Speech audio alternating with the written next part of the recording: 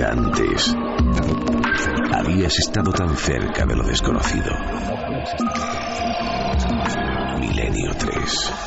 Vais a escuchar muchas cosas, pero entramos en materia enseguida. Javi Pérez Campos, buenas noches, compañero. Buenas noches, Iker. Te ha sorprendido lo que comentaba Juanjo Benítez, porque ver hasta un poco más allá. Vamos a unir hasta mundos, si es posible, que parecen completamente diferenciados, completamente alejados, fronteras de universos completamente irreconciliables, y que puede que haya links entre ellos, ¿no?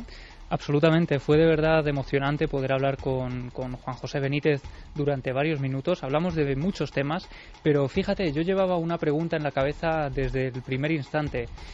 JJ Benítez fue el que abrió la senda al mundo de los ovnis, el que normalizó ese tipo de fenómenos. ¿Por qué ahora da el salto al mundo de lo que él llama resucitados, personas, difuntos que se aparecen después en ocasiones para dar un mensaje? La pregunta entonces era obvia, Iker. ¿Crees que existe alguna relación entre los humanoides, seres de otros planetas, y estos resucitados? La respuesta de verdad fue emocionante. Solo queda una cosa antes de empezar este viaje extraordinario. Vías de contacto. Pues como siempre, abiertas las líneas de contacto en las redes sociales, en Facebook, en Twitter y en Google+. Nos tienen que buscar como Nave del Misterio, y también nuestro mail, milenio3 con número @cadenaser.com. Estamos todos, son la 1:41. Es noche intensa de misterio. Somos Milenio 3. ¿Comenzamos? Comenzamos. 1:42 y nos vamos al 18 de enero de 1942, cerca del río Volkhov. Tercera compañía de zapadores. Un hombre que se llamaba Miguel París y que era voluntario de la División Azul. La nieve, la soledad más absoluta y un río que en gran parte de su transcurrir fluye casi helado. Un lugar que se parece mucho al infierno. Miguel París, tercera compañía de zapadores, ha tenido un encargo de sus superiores. Tiene que llevar una munición, un paquete explosivo, algo peligroso, trilita. Tiene que enviarla caminando por la nieve hasta el puesto de mando de Novogrud. Llegaron a un desvío. Le dijo: tira por ahí, porque yo continúo. Tiempo después comentaba que había una estadística. Después de 40 años de investigación de este tipo de encuentros, ¿con qué? Resuma fidedigna, clara, nítida. ¿Todo está en el cerebro? ¿O realmente aquel compañero de la juventud, como el tercer hombre que hablan tanto de él los alpinistas, vino a salvarle? ¿Vosotros qué opináis? Benítez habla sin tapujos y empezamos aquí la investigación de una estadística. Os va a asombrar. Yo he hecho una estadística que no he incluido ahí en el libro. Más o menos hay un 20% de casos donde el resucitado, para entendernos, de alguna manera salva la vida de la persona, del testigo.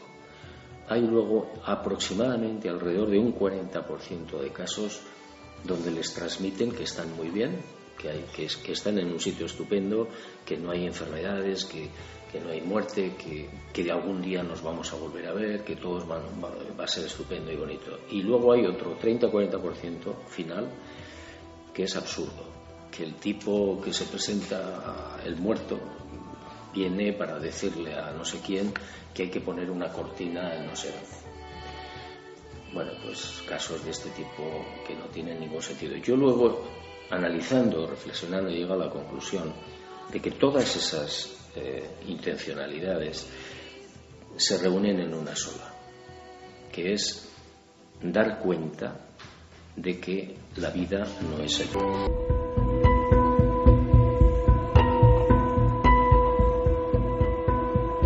Y ese, Carmen, hay casos a un nivel de detalle, con un nivel de precisión. A mí el de Paco Bacaicoa, cuando lo leí es que se me saltaban las lágrimas, de verdad. Yo me imaginé la angustia de ese hombre solo y lo que él contaba. Y luego la hipótesis, la científica racional para algunos, la extraordinaria para otros. El ambiente hospitalario, evidentemente, entre la vida y la muerte, ha sido muy, muy, muy proclive a este tipo de incidentes. También se recogen en este estudio de Benítez sucesos para dejarnos sin habla. Hay un caso que Juanjo puede investigar y además una serie de casualidades, como podrán leer en el libro, le llevan hasta el caso de una enfermera en el hospital de Balmes, en Sevilla, que es de los más extraños que yo he leído en todos los que se cuentan en este libro. Pongámonos en situaciones. Invierno, 1990, un supervisor de planta de ese hospital pues llega a la 1 de la mañana y tiene ganas de fumarse un cigarrillo en uno de los descansos. Comprueba que no tiene tabaco y decide subir a la 6ª planta. Llama al ascensor. El ascensor parece que venía del -1, de la planta subterránea, de la planta de abajo. Cuando se abren esas puertas del ascensor, ve que hay una enfermera dentro. Una enfermera que además él la conoce. Es más, cuando entra, la saluda, pues lo típico cuando te encuentras con un compañero a esas horas de trabajo. Sí que le extraña un poco, está como apoyada al lado de donde se marcan los números para acceder al piso. También le extraña que no le conteste, que cuando él saluda a esa mujer esta no haga ningún gesto ni ademán de contestarle, y su mirada perdida, que parece estar enfocada en la pared. Llegan a la 3ª planta y esta enfermera se baja. Precisamente tenía que ser su planta. Él sabía que esa enfermera era de maternidad y allí estaban los paritorios. Él continúa, se fuma su cigarrillo. Cuando baja, comenta con los amigos que se ha encontrado con Carmen en el ascensor y que estaba un poco rara. Dice, no sé, iría pensando en sus cosas. El caso es que los compañeros se quedan blancos y le dicen que eso no puede ser, que habrá confundido a la enfermera. Él dice que no, que era Carmen, que la conocía perfectamente, que se ha encontrado con ella. Y los compañeros le dicen que no puede ser, que Carmen había muerto hace unos meses por un problema cardíaco en otro hospital de Sevilla. ¿Por qué no lo sabía este supervisor? Él había estado haciendo unos cursos durante más de un año, las fechas precisamente en las que esa mujer perdió la vida.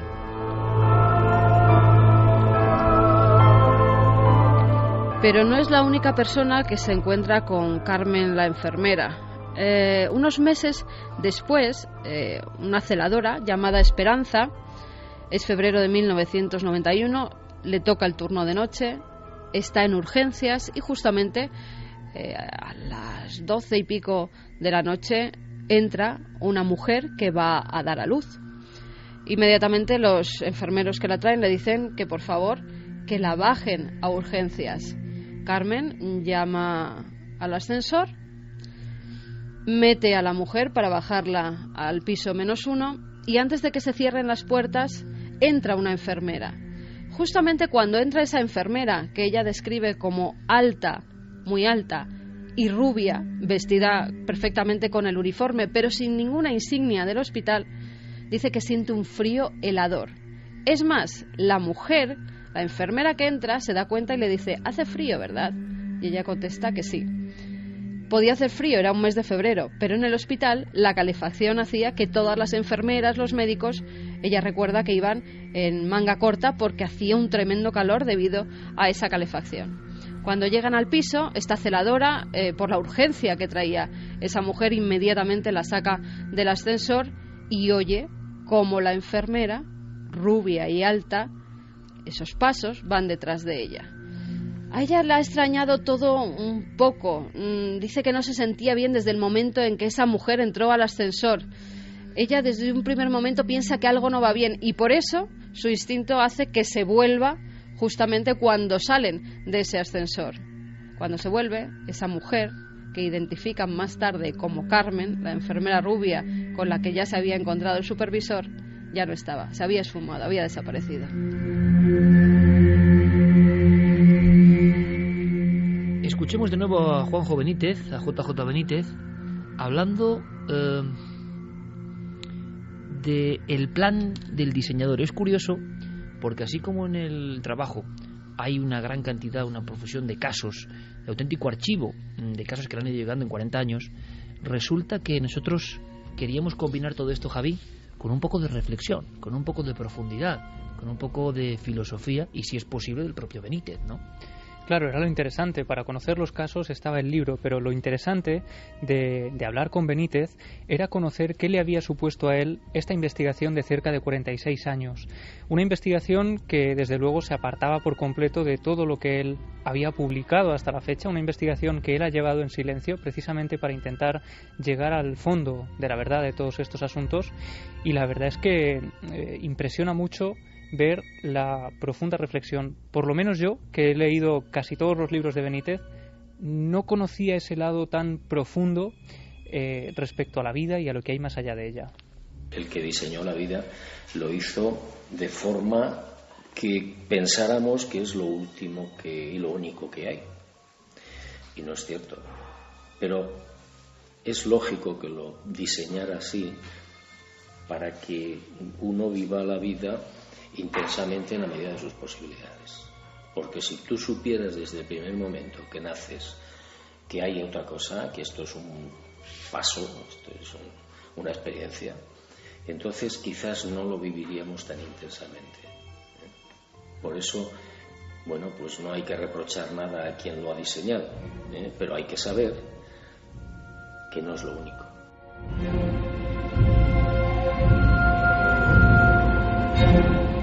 Sin embargo, Benítez añade algo más en sus reflexiones, que vamos a ir trufando todo este dossier con ellas.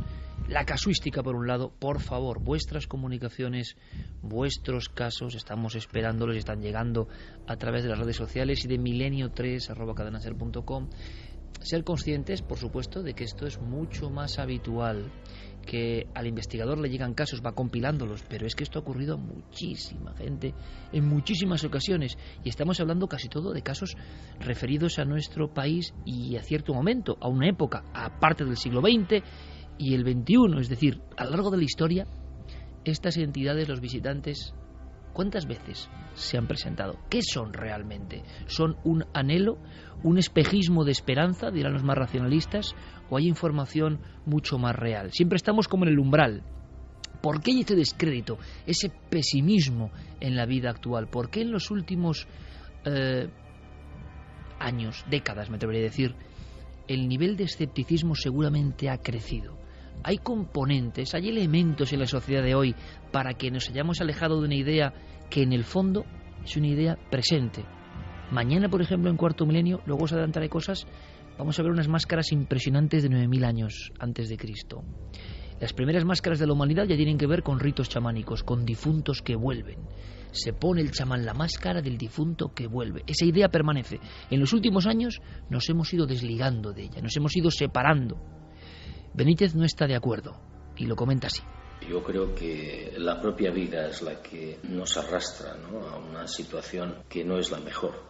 La angustia, la crisis, los problemas, las prisas, los políticos, la corrupción, toda esa masa informe es la que termina por llevar a la gente a una situación de no creer en nada, de escepticismo muy importante, sobre todo lamentablemente de pesimismo, ¿no?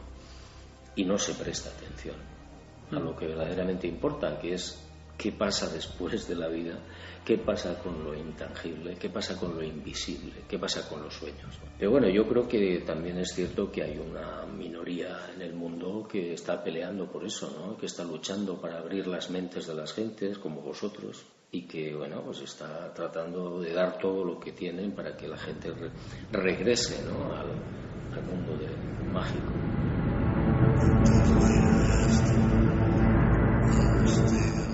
Regresar al mundo de lo mágico, pues sí, Juanjo, es nuestra misión.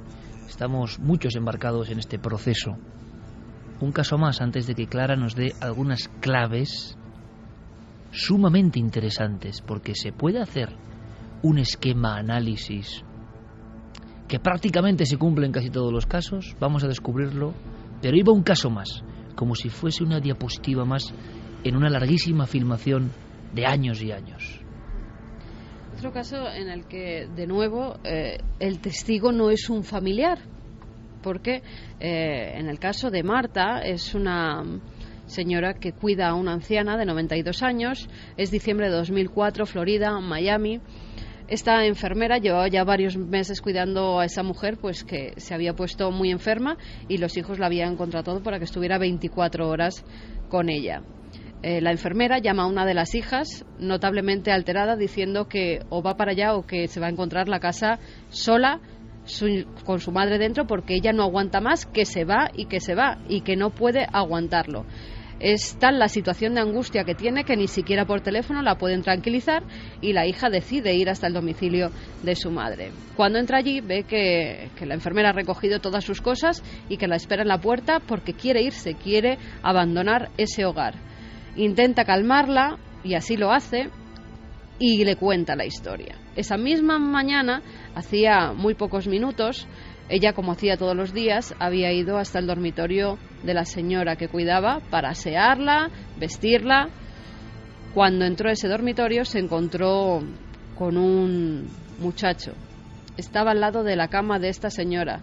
Parecía que la estaba acariciando o consolando de determinada forma. Por lo menos estaba pegado a ella, parecía alguien familiar. No podía haber nadie en esa vivienda donde solamente vivían estas dos mujeres. Pero enseguida lo identificó. Era el chico que estaba en una foto. Una fotografía que esa anciana besaba y rezaba todos los días. Era la foto de su hijo muerto hace 13 años.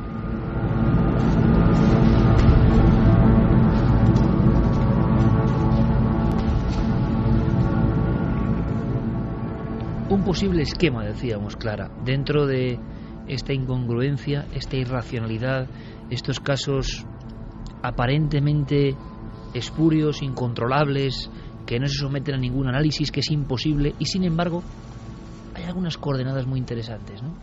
Sí, porque en muchos de estos casos se repiten una serie de características que no solamente en los casos que recoge Benítez, que son muchísimos, ¿no?, sino en otros casos que hemos podido conocer nosotros de primera mano. Y esas constantes suele ser, además lo hemos visto ya en los casos que ha comentado Carmen, en el primero de ellos, ¿no?, el frío. Cuando aparece ese ser, sea conocido o no, sepamos que esté muerto o no, parece que ahí se manifiesta un frío que califican todos como que se te mete en los huesos y que es un frío que no han sentido nunca, ¿no? Otra de las cosas es que cuando el difunto comunica o algún tipo de mensaje, que no siempre sucede así, como hemos visto por ejemplo en el caso de la enfermera, que es muy desconcertante porque ¿qué sentido tiene esa aparición si no dice absolutamente nada ni presta atención a quienes están en el ascensor, ¿no? Pero cuando comunica un mensaje, el difunto, muchos comentan que le ven mover los labios, a veces no, pero lo que sí tienen claro es que lo que dice, el mensaje que transmite, lo oyen en su mente, en su cabeza, como una especie de telepatía entre el visitante y el testigo. Otra de las cosas que parece que se repite bastante es la ausencia, y esto lo hemos visto muchas veces tanto en Milenio 3 como en Cuarto Milenio, ¿no?, con casos que testigos que nos explican que no le veían las extremidades o al menos los pies, y que incluso algunos de ellos dicen que el muerto parece levitar o flotar en el aire, como si estuviera a veces han hecho cálculos, ¿no?, de la altura y, por ejemplo, el difunto no era demasiado alto y, sin embargo, llegaba casi al techo, ¿no? También tenemos que una cosa muy interesante, ¿no?, y es que el aspecto que presentan, no en todos los casos, pero en muchos de ellos el aspecto es un aspecto cuidado.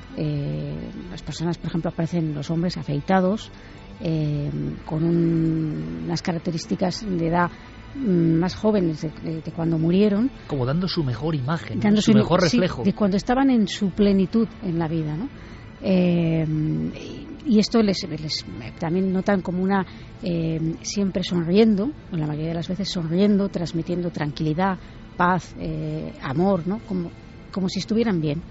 Que esa es una de las cosas que también manifiestan, no siempre, pero algunos de ellos, el mensaje que dan cuando lo dan es el de que están bien, es un mensaje tranquilizador de, ojo, que no os preocupéis por mí, no lloréis por mí, que estoy bien. Por otra parte, también a veces, no estos en todos los casos, pero en algunos de ellos, el visitante conoce información que el testigo desconoce en ese momento o que aún incluso no ha ocurrido. Es decir, como anunciar la muerte de alguien y que después sucede, ¿no? Claro, el problema es cuando tú estás hablando con alguien y no sabes que esa persona ha muerto. Entonces se da esa información y dices, bueno, ¿y esto? ¿Por qué? Y este es tiempo después cuando esto se cumple, ¿no? Luego hay otra cosa que es interesante, ¿no?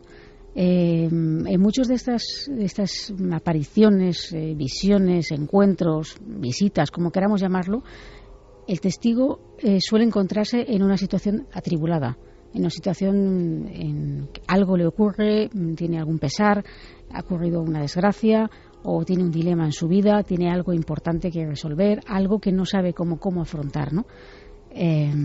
Otra de las cosas que parece que repetirse es que el visitante a veces irradia luz, incluso varias capas de luz, o está asociado a fenómenos relacionados con la luz, como bolas de luz, como que se desplazan y que desaparecen o que se desmaterializan, o como directamente irradiar luz en el propio. Por eso saben que es algo anormal, que están viendo algo normal, que no es la visita de una persona corriente, ¿no?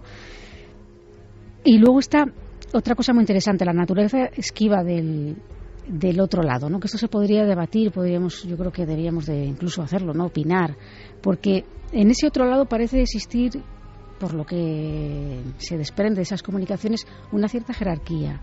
O sea, no es todo el libre albedrío, hay alguien que manda y que en cierto modo censura, que impide a veces conocer detalles del otro lado, que se le pregunta por ese otro lado y si bien sonríe pero no contesta, o contesta de manera esquiva, o bueno, da algún detalle pero no entra en esas valoraciones, ¿no? Esto es algo que a mí siempre me ha inquietado, ¿no? Porque si todo aquello es tan maravilloso, si están tan bien, si el otro lado nadie juzga a nadie, esa censura, ¿por qué existe?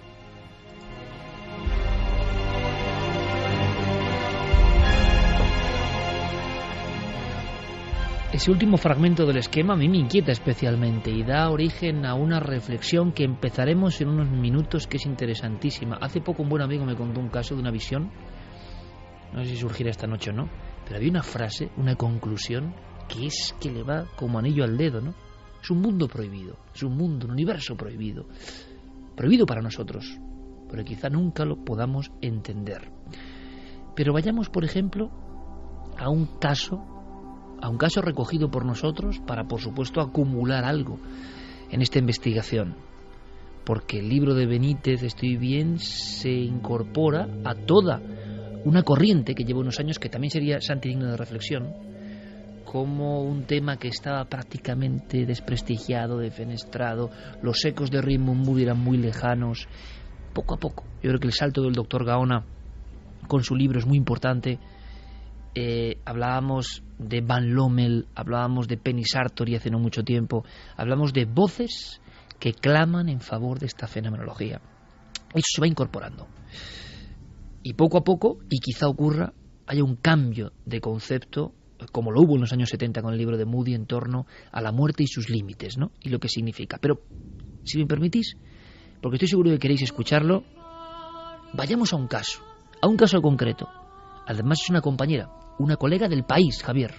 Sí, es una periodista que durante varios meses ha trabajado en el periódico El País, ha escrito importantes reseñas de todo tipo. Ella en julio del año 2007 tiene que someterse a una complicada intervención de neurocirugía, una intervención de la que por fortuna sale ilesa, pero sale, fíjate, con un aprendizaje extra, con un valor añadido que ella no esperaba tener en ese momento. Quizá que choca incluso con esa personalidad pragmática de un periodista que se dedica a la información habitual, ¿no?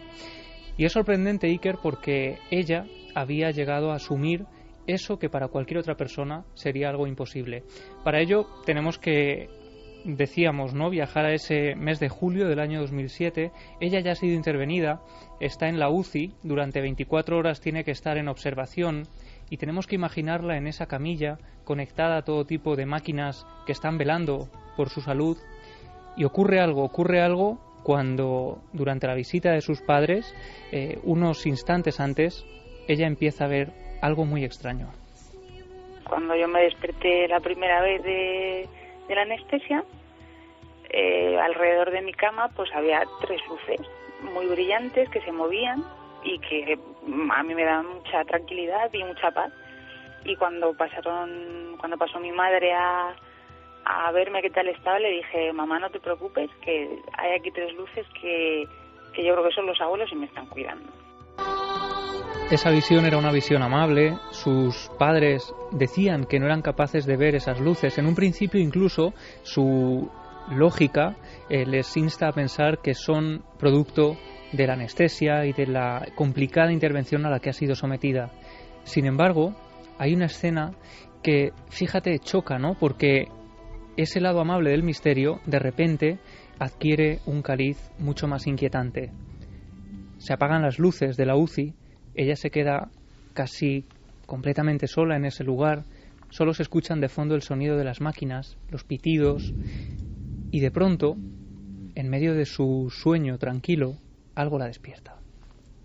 Esto ya es lo que a mí me inquietó más, porque era ya de noche, ya habían apagado las luces de la UCI, solo se oían los sonidos de las máquinas, no había luz, y yo ya me iba despejando, ya era, pues yo qué sé, de madrugada, y de repente empecé a oír como un murmullo, un jaleo a mi alrededor, y no sé, que abrí los ojos y veía como sombras a mi alrededor y me asusté un poco, volví a cerrar los ojos hasta que noté como alguien se sentaba en el pie de la cama. Vi a un señor así como años 50 fumando con un sombrero de hongo y un niño, y pues voces así de fondo, y de las voces decían que me tenía que quedar con ellos, y el niño que sí, que se quede con nosotros, que tiene mucha fuerza, y el señor decía: es que tiene demasiada fuerza, esta no se va a poder quedar. Las conclusiones obviamente son personales mías, y la primera es pues la de las luces.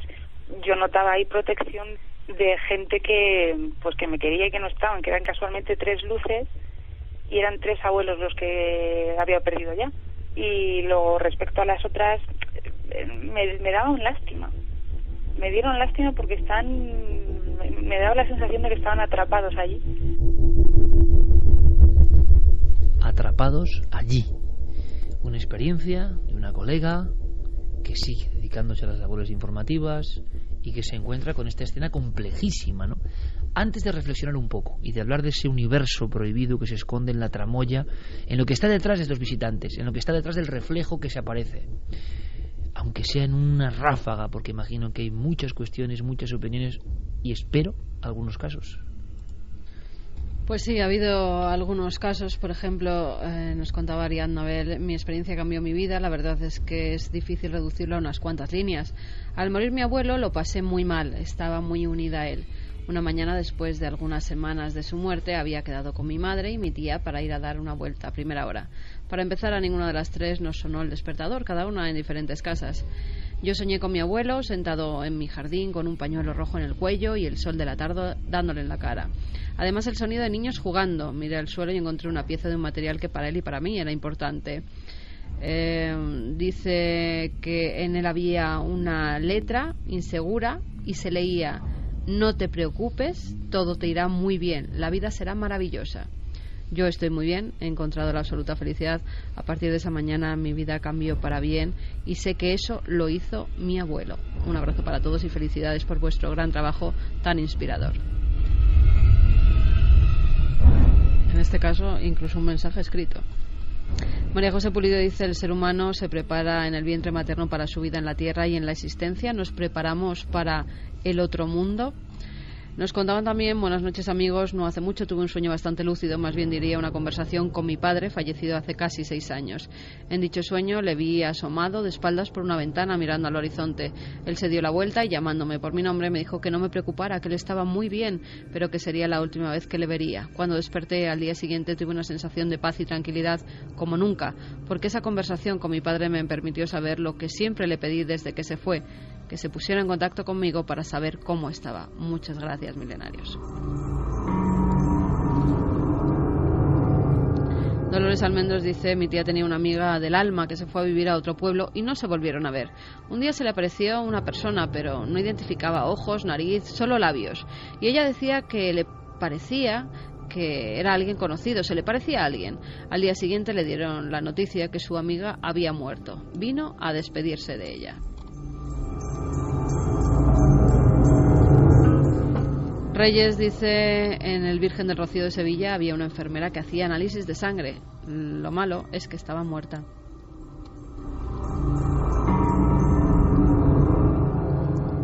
Lucía Pinazo dice: da mucha esperanza ver que el 60% de las apariciones son para algo positivo. Nos demuestran que no hay que temerlas.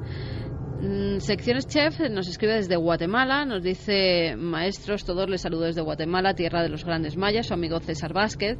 Respecto a este tema de los regresos de difuntos, hay una creencia y una tradición que menciona que a veces regresan a visitar a sus familiares con la intención de ayudar, salvar a alguien o tan solo decir: déjenme, estoy bien, y se acostumbra a dejarles vasos de agua para que alivien su sed. En el caso de mi padre, 4 meses después de fallecer, mi hermana, se le apareció él a ella. Ella era doctora y le dijo: te amo, padre, cuida a mamá, su corazón no está bien. Luego se fue caminando y exacto, mi madre sufrió un infarto. Gracias a Dios se recuperó, pero él asegura que pasó por no creerle. Saludos y bendiciones. 2:18. Benítez hablaba también, te comentó un elemento importantísimo, Javier, como son los sueños. Sí, la importancia de los sueños. Y fíjate, yo creo que es uno de los elementos más marginados que hemos dejado de lado por completo, a los que cada vez prestamos menos atención, y sin embargo hay casos sorprendentes hasta el nivel de resultar increíbles, ¿no? Porque en el fondo son experiencias que llegan a salvar vidas o que pues son premonitorios y también anuncian la muerte de algún familiar querido.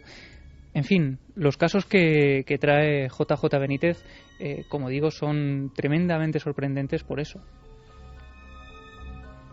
Sí, es muy importante los sueños, especialmente los sueños que yo llamo informativos, ¿no? Donde, caramba, pasan cosas que son asombrosas. Yo recuerdo, a mí me empezó mucho una señora que tuvo 2 sueños seguidos en los cuales vio a una abuela suya muerta y a una vecina también muerta.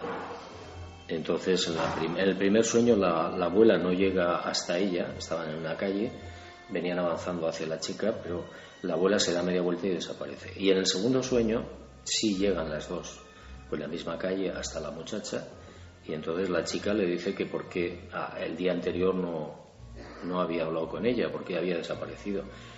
Y en el sueño le dice: fui a hablar con una persona muy importante y me dijo que lo que tiene que pasar, tiene que pasar. Entonces ella se despierta como a las 7 de la mañana y a las 12 muere un niño que tenía de 14 meses de meningitis. Claro, ella automáticamente relacionó, ¿no?, el sueño con la muerte del niño. ¿Cómo se puede explicar eso? Es decir, hay un mundo, ¿no? Hay una realidad que está disfrazada en el mundo de los sueños, pero que es real.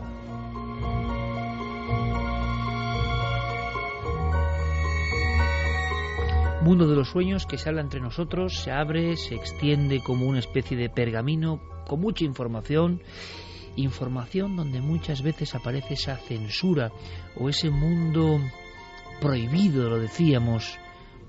Clara lo reseñaba clarísimamente. Da la impresión, después de muchísimos casos analizados, que no se permite dar toda la información, que vienen para trastocar nuestro mundo, pero sin embargo tampoco son muy claros.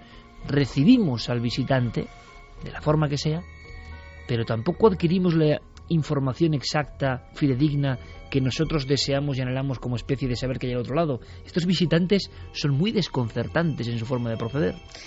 Sí, porque además a veces, precisamente en lo que estamos hablando del tema de los sueños en nuestra cultura sobre todo no se le presta una especial atención.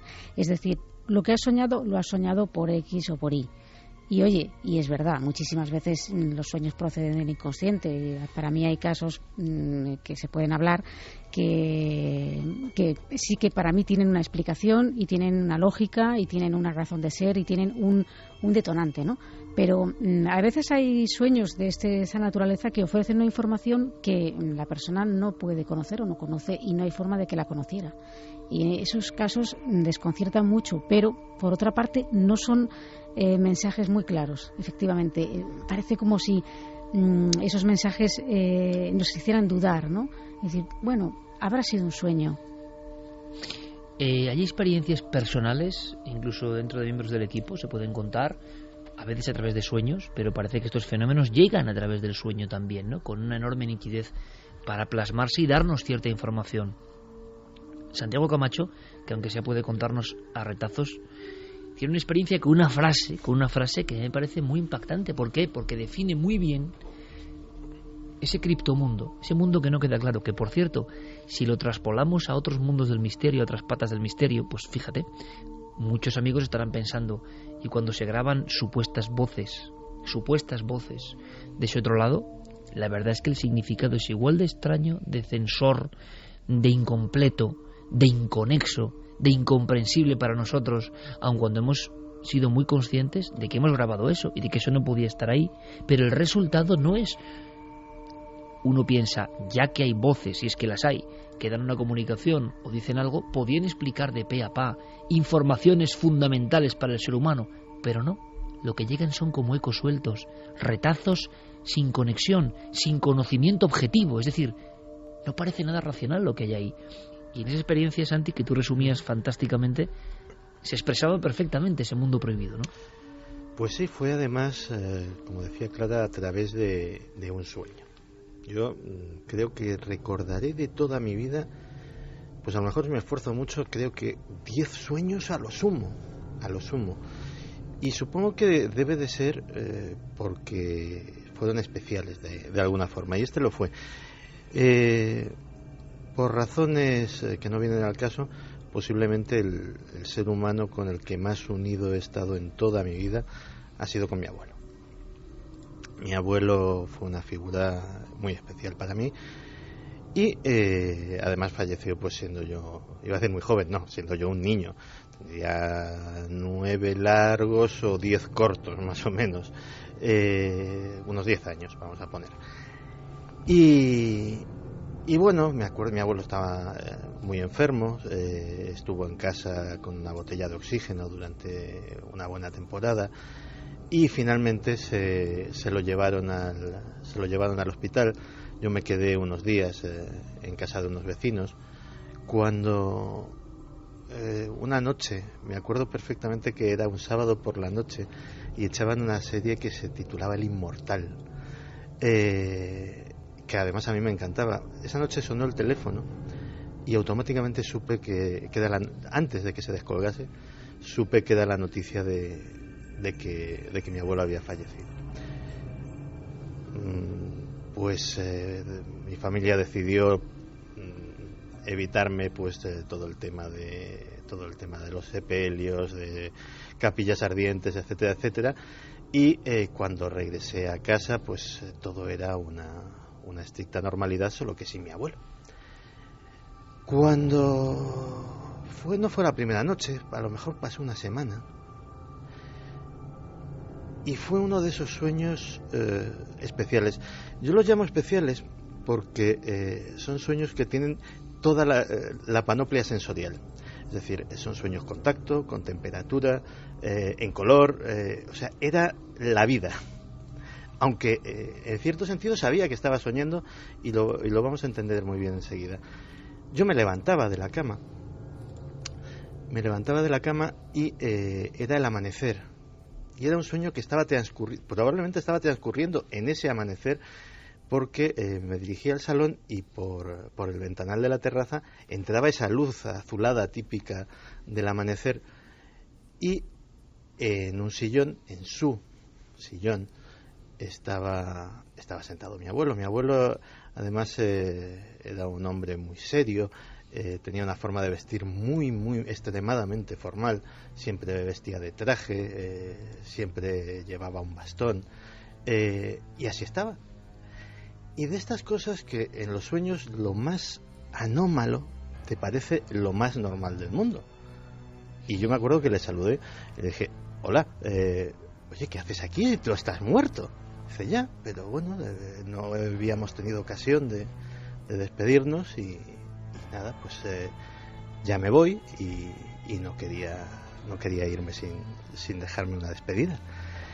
Y bueno, no recuerdo exactamente, tampoco fue una conversación larga, no recuerdo exactamente en qué términos, pero hubo una cosa que la llevo grabada desde aquel día y que cuando te lo conté efectivamente te causó muy viva impresión, sobre todo por la frase, porque claro, con la inocencia de un niño le dije, bueno, ¿y cómo es aquello? Cuéntame. Y entonces mi abuelo se puso súbitamente muy serio, y me dijo, eso es prohibido. Por eso yo quería que Santiago confesase un poco esta historia. Ha sido un atraco en vivo, porque yo no sabía si Santiago quería contarlo o no. Pero creo que es importante, porque esa frase resume tantas cosas. Es un titular perfecto, periodístico, resumidor, de todo lo que parece que llega de ese mundo.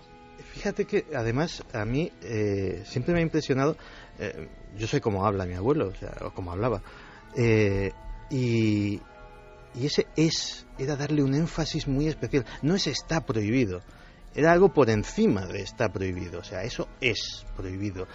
Era tan impactante que la verdad me llamó la atención. Y fíjate que hace muy poco, hace un par de años, volví a soñar con mi abuelo.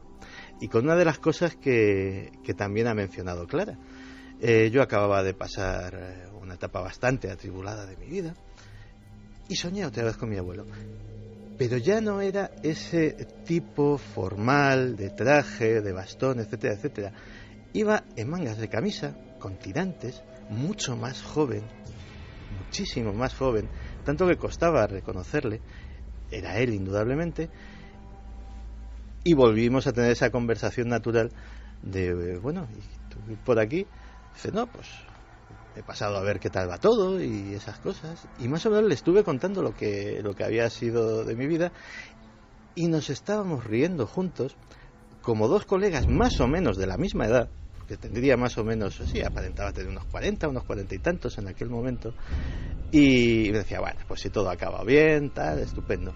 Pero me llamó mucho la atención ese cambio de atuendo. Y le digo, ¿tú qué tal? Dice, pues ya ves, he hecho un chaval.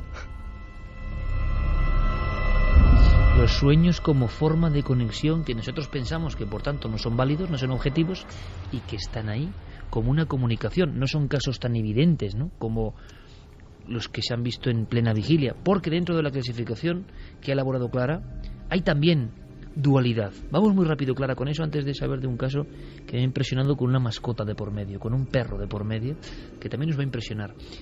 Dualidad permanente, ¿no? Sí. Conocimiento, desconocimiento, mensaje, no mensaje. Cuéntanos, Clara.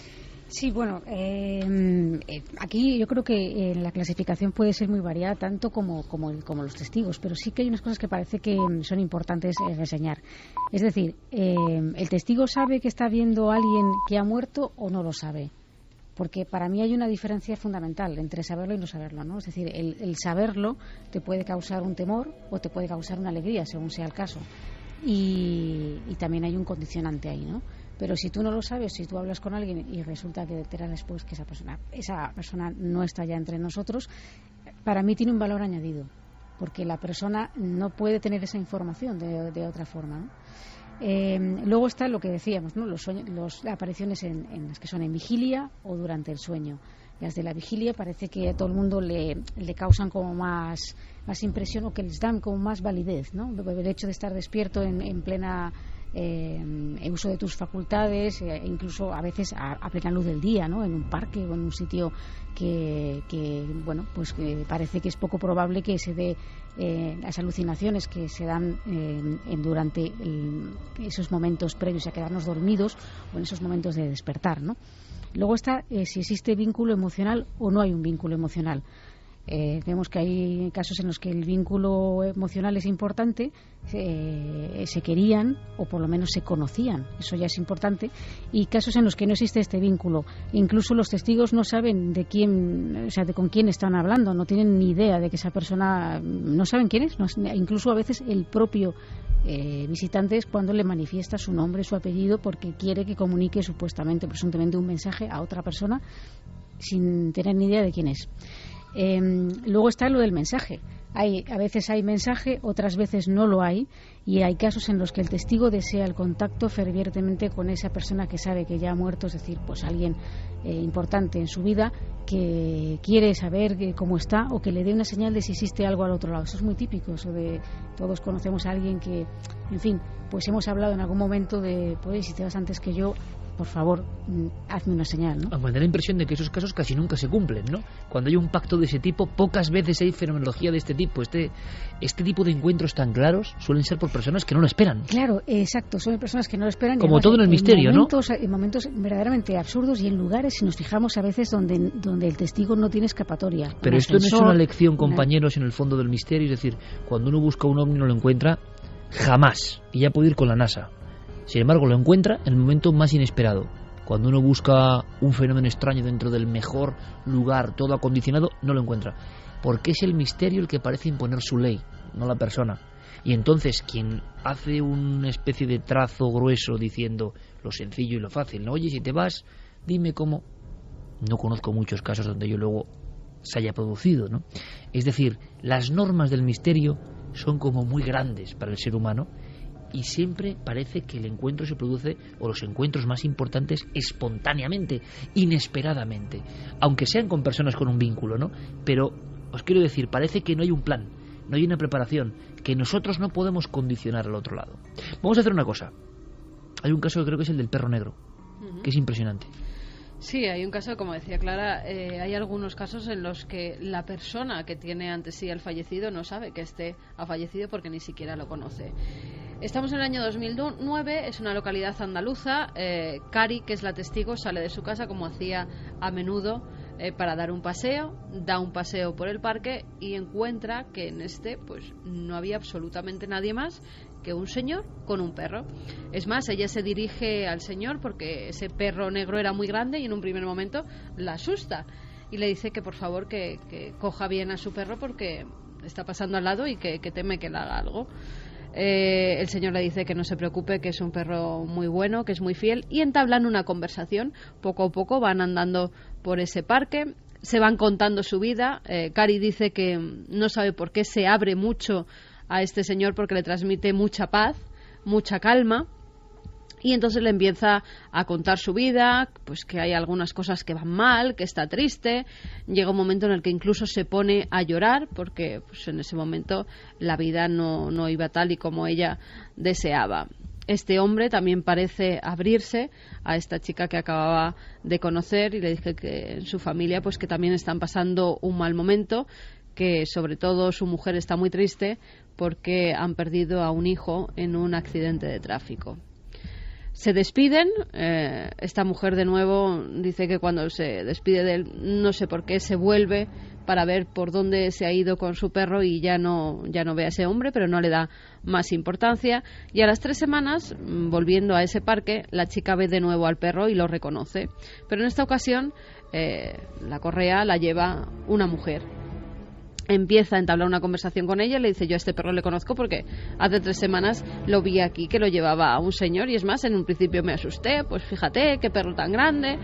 Y la chica le dice: no puede ser, ese señor que me está describiendo no podía estar paseando hace 3 semanas aquí al perro porque, según me lo describes, mi padre, y mi padre lleva ya varios meses muerto, se mató con mi hermano en la carretera de Sevilla a Huelva en un accidente de tráfico. Decía y comentaba Clara en ese esquema que había varios elementos importantes y extraños que vertebraban este tipo de incidentes. Bien, hay algo más extraño todavía, y que Javier Pérez Campos le preguntó a JJ Benítez. Lo decíamos al principio, da la impresión de que el misterio en general se comporta así, que si analizamos las cosas fuertes del misterio, profundas del misterio, o los ecos del misterio que nos llegan hasta nosotros, todo está envuelto de esa célebre campana de irrealidad y nada parece lógico. Es decir, nuestra racionalidad, nuestra objetividad, las leyes que gobiernan nuestro mundo parece que tienen muy poco, que no son especulares, que no ocurren al mismo tiempo en el otro lado, que del otro lado viene todo mucho más desmembrado o más ilógico, o que no lo entendemos, aunque sea un mensaje de esperanza el que llegue, y aunque sea un mensaje muchas veces de tranquilizar, de resolver problemas. Pero ¿por qué unos problemas sí y otros no? ¿Por qué Paco Bacaicoa, año 42, se aparece en un cruce donde estaba su propia tumba, aunque no era consciente de ello, Miguel París, y le lleva hacia terreno seguro, donde salva su vida. Porque esa aparición es con alguien que tampoco es, sí es un amigo, pero no es un familiar, no es alguien que lo necesita. Quizá la propia familia de Bacaicoa necesitaba mucho más la aparición del hijo, del nieto, del hermano. ¿Por qué estas apariciones a veces no son fundamentales para resolver quizá el problema más importante de una persona? Es decir, no hay una lógica. Y dentro de la ilógica, Javi quiso indagar en torno a dos mundos que parecen completamente separados, pero que han unido la biografía inicial de Benítez y este fenómeno de los visitantes. Es más, Benítez tiene un libro, año 82, que son Los visitantes, pero no tiene nada que ver. Y tú quisiste hacer una especie de horquilla con ambos mundos, ¿no? Y la respuesta te sorprendió. Me sorprendió muchísimo, porque no me esperaba que fuera a ser esa la que él me dio. Era un poco hilar dos mundos, como se hizo, por ejemplo, en Realidad hay Mónica, ¿no? Un libro que aunaba todo tipo de misterios aparentemente inconexos entre sí y que de repente parecía que existían unos hilos que unían esos mundos. Yo, fíjate, cuando lees, por ejemplo, algunos casos que Benítez cuenta, por ejemplo, en la quinta columna, y lees otros de resucitados, en Estoy bien, parece que en ocasiones existen ciertos vínculos entre esos seres humanoides que parecerían proceder del espacio y estos que vendrían de un más allá. Al hacerle esa pregunta a Benítez, desde luego la sorpresa fue mayúscula con su respuesta. Yo creo que hay más conexión de lo que creemos. Y no es una cosa de ahora, ¿no? Porque haya salido el libro, ¿no? Es algo que yo vengo observando desde hace muchos años. Hay casos de presencia de tripulantes de ovnis, de naves, que tienen el mismo comportamiento que los resucitados, que aparecen y desaparecen de la misma manera. Es decir, que hay ciertos hilos que los unen, pero que es muy difícil de demostrar. No es fácil decir esto es así, no, es una sospecha. Yo recuerdo un caso de una persona que tiene un problema en un hospital y se ve fuera del cuerpo y se ve cómo entra en un campo, en una nave, en un objeto que está posado en tierra. Hay mucha gente como ella, seres humanos, y hay dos seres muy altos, muy grandes, con unos buzos, en fin, la típica vestimenta, ¿no? Y le dicen, uno de ellos le dice a la mujer esta, le dice, no es el momento, tienes que volver. Y entonces ella no quiere volver porque está muy bien, está muy a gusto, y la empujan. La empujan fuera de la nave. Bueno, es una sospecha, ¿no? Nada más. Decir, bueno, ¿qué tiene que ver el fenómeno ovni con todo esto? ¿Por qué cuando hay una gran catástrofe, un terremoto, aparecen las naves, aparecen los objetos por allí?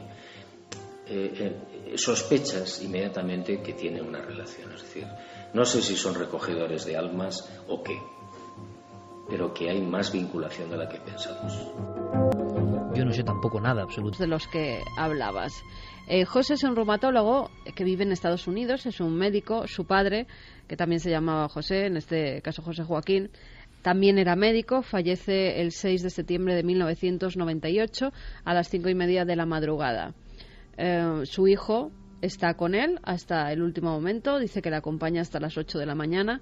A eso de las 12 del mediodía va a casa de su madre, que está enferma de Alzheimer, se reúne allí con sus hermanos y en un momento dado su madre dice que está cansada y que quiere sentarse en un banco que tienen ahí en la casa.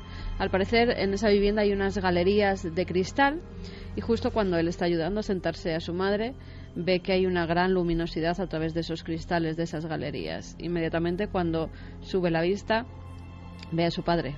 Hacía 7 horas, cuando tiene la visión, que había fallecido. Él se queda perplejo porque detrás de su padre ve como una especie de media naranja, de media cúpula, una semiesfera de color muy blanco y muy luminoso, pero dice que opaco, porque los coches que había aparcados detrás en la calle y que se veían a través de la cristalera, con esta media esfera no se veían, por eso sabe que es algo físico y opaco. Su padre está entre el cristal y esa media esfera, sonríe, está más joven de lo normal, dice que aparenta unos 45 años cuando murió con 82, y que además sonríe, y sonríe mucho, parece estar feliz. Hace un saludo con la mano izquierda y les tira un beso, y con la mano derecha, en el último momento, también la sube, la alza y se da media vuelta y parece que se introduce en esa semiesfera. De repente todo eso se diluye en el aire. No sabe este médico racional, ya de por sí un científico, cómo ha tenido esa visión. Por supuesto sabe que no es una visión, sino que es algo que ha visto, que de verdad se ha dibujado delante de él, y él en el libro, lo apunta Juanjo, se pregunta, bueno, ¿era una semiesfera o era una puerta hacia el otro lado? ¿Qué opináis de esto en concreto, compañeros? Porque yo, sabéis, me venía, que no tenga nada que ver, como en este mundo. ¿Os acordáis del un poco tenebroso cuadro El triunfo de la muerte? Creo que el viejo, y van los esqueletos, los muertos, van siendo conducidos hacia grandes naves, unas naves que están medio flotando y que tienen unas grandes compuertas. Se interpreta de muchas formas, porque claro, al ver tantos esqueletos uno piensa que es el más allá, pero en un aspecto un poco tenebroso. También da la impresión de que son grandes barcos que llevan las almas. Los barcos y las almas siempre han estado unidos, ¿no?, en la antigüedad. Quién sabe si es una transformación del arquetipo moderno de los viajeros al otro lado y alguien ve ovnis, pero desde luego esto que contaba Benítez y esto que aportaba Carmen de su archivo, yo creo que es de lo más raro, ¿no?, que yo he escuchado. Fenómenos celestes en los cielos, donde parece que la imagen arquetípica y casi antigua de la esfera de luz de los ECM se ha convertido en un objeto volante no identificado. Es casi difícil hasta opinar, ¿no? Caramba, sí, es muy complicado opinar, pero es que sabemos tan poco de ese viaje. Fíjate que una de las cosas que nos llevaban delante, de las muchas cosas, más de las que creemos que nos llevaban delantera en civilizaciones más antiguas, es que se intentaba investigar de forma casi científica sobre ese viaje. Nos dejaron libros como el libro tibetano de los muertos, como otras guías de otras culturas, en las cuales pues efectivamente siempre había guías, siempre había conductores, desde la figura mítica de ese Caronte que transportaba a los difuntos en su barca, hasta incluso mucho antes, cuando se pensaba que eran los animales carroñeros, los buitres, los cuervos, los que conducían a los finados en su camino al más allá. Pues quién sabe, a lo mejor resulta que hay conductores, a lo mejor resulta que sí que es un viaje y que sí que necesitamos un guía y hasta que puede que un vehículo.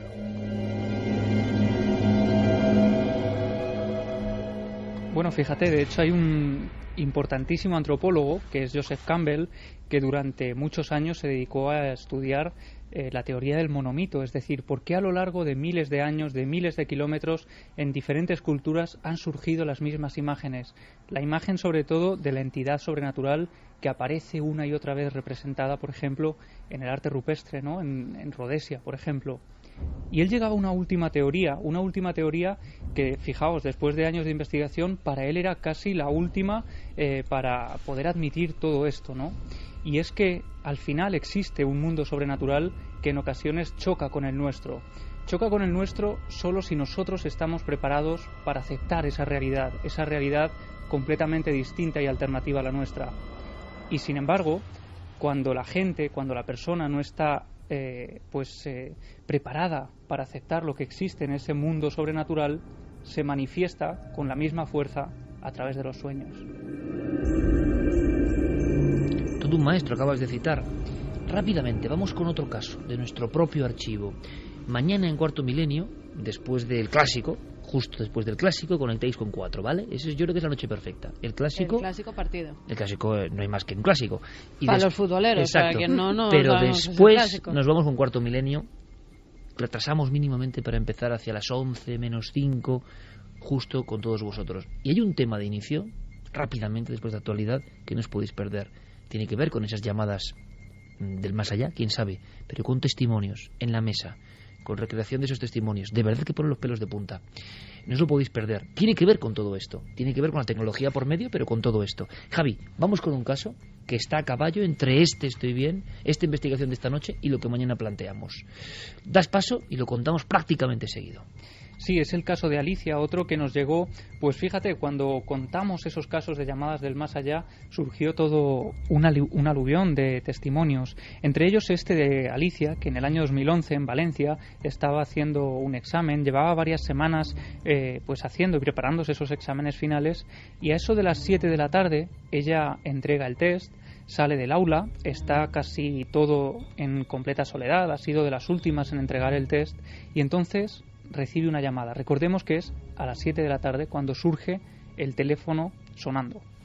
Cuando salí del examen, desde de venirme a casa en el autobús y saliendo de la universidad, recibí una llamada y era mi bisabuela. Además sé que era ella porque era una voz muy cansada, ella era gallega y además utilizó un apelativo cariñoso que solo utilizaba ella y conmigo. Me dijo, la curriña, estoy bien y cuídate tú y cuida a tu padre.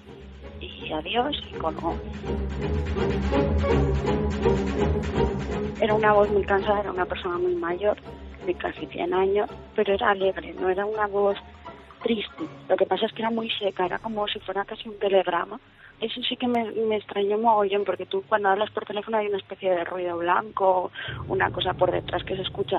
Era como si fuera completamente aséptico. Era una voz casi de estudio de grabación. Es que no se oía nada. Entonces yo llegué a mi casa a la media hora o 3/4 y abrí la puerta. Y es esto que notas que hay una atmósfera rara, que ha pasado algo. Y ya preguntas. Y me contaron que se había muerto mi bisabuela.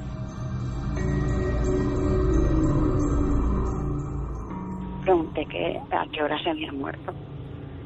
Y me dijeron que se había muerto a las 3 de la tarde. Que no me habían dicho nada porque tenía un examen a las 4 por no descentrarme y esperaron a que llegara a casa. A mí aquello la verdad es que me dejó una sensación de extrañeza. No compartí nada con mi familia en ese momento. Tampoco me apetecía, era algo que si me ha llamado a mí será por algo. Yo creo que en mi familia ha habido muchos problemas y la única parte de la familia casi con la que hablaba era con nosotros. Yo creo que me llamó a mí precisamente porque soy la persona que menos metida está en esas movidas y esos rollos, y era la forma más aséptica de decir estoy bien. Y por supuesto, queríamos también cerrar este vínculo con una conclusión, con una frase final, con la reflexión que tiene que ir incluso por encima de los propios casos. Piensan que es el momento final donde se apaga la luz y no hay nada más. Una de las razones también de estoy bien es combatir eso, ¿no? Es decir, usted puede tener la seguridad después de leer esto de que no es así. No es así, es decir, hay vida, usted va a seguir vivo, piense lo que piense, haga lo que haga y diga lo que diga. Y no tiene nada que ver con las tradiciones, no tiene nada que ver con las religiones, ni con las historias eclesiásticas, nada. Es un lugar plano, mundo, no sé cómo llamarlo, desconocidos para nosotros, al que no hemos tenido acceso todavía, como durante muchos siglos no se tuvo acceso a la Luna, sin embargo es real, está ahí, o América. Entonces son dimensiones desconocidas a las que quizás algún día podamos llegar mecánicamente, no lo sé. Y la muerte no es más que un mecanismo muy breve, de décimas de segundo, para poder hacer el salto. Noticias, toda la información, y después regresamos. Un asunto que viene de antiguo, pero que, como si fuera un Guadiana, de vez en cuando vuelve a saltar a la palestra. En España, en las últimas horas ha habido noticias de este tipo. Viajaremos hoy a Castellón, un lugar donde no es muy peculiar tampoco que haya sucesos de tipo ovni, pero la noticia ha estallado en Segorbe y queremos saber qué ocurre, qué pasa. Vamos a hablar también de casos ocurridos en Mallorca. Iremos de lo más alto del cielo a lo más oscuro y frío de las profundidades. ¿Os acordáis, verdad, de aquel extraño sonido que mantenía en vilo a buceadores, navieros, personas que saben del mundo submarino? Pues bien, parece que ha habido nuevas noticias. Unos hablan de fraude, otros hablan de investigaciones, otros de animales. Milenio 3 nunca deja a los casos, no solo los cuenta, hace un seguimiento minucioso de cada uno de ellos. Y hoy tenemos nuevas noticias. Y aquí estamos todo el equipo, Katia Rocha, Carmen Porter, Carlos Barroso, este que os habla, vuestro amigo Iker Jiménez, y a los mandos con una bofetada, se puede decir así. Y digamos, podía reflejar muchos sentimientos, muchas contradicciones, muchas cosas que tenemos planteadas, cuadriculadas y que de repente se rompen. Foo Fighters, su nombre. 2 de febrero del 88, de Torrejón de Ardoz, que registran perfectamente, sin género de duda, lo que pasó esa noche, esa tarde-noche. Porque los hechos ocurrieron desde las 7 y se prolongaron hasta las 10, ni más ni menos. 3 horas de objetos extraños en el espacio aéreo español. Vamos a escuchar a ese piloto de la compañía Eugeli llamando, poniéndose en contacto con otras tripulaciones y asustado comentando lo que acaba de pasar delante de sus ojos. Aurelio 104, delante. Sí, miren, nos acabamos de cruzar a nuestro nivel 110 con unas luces azules con estela blanca seguidas de 4 más y bueno, no sé si usted tendrá algún tráfico notificado por esta zona y este nivel en ruta pues para nuestra... 04, Madrid Control, no tiene ningún tráfico conocido en esa zona. Recibido, 104.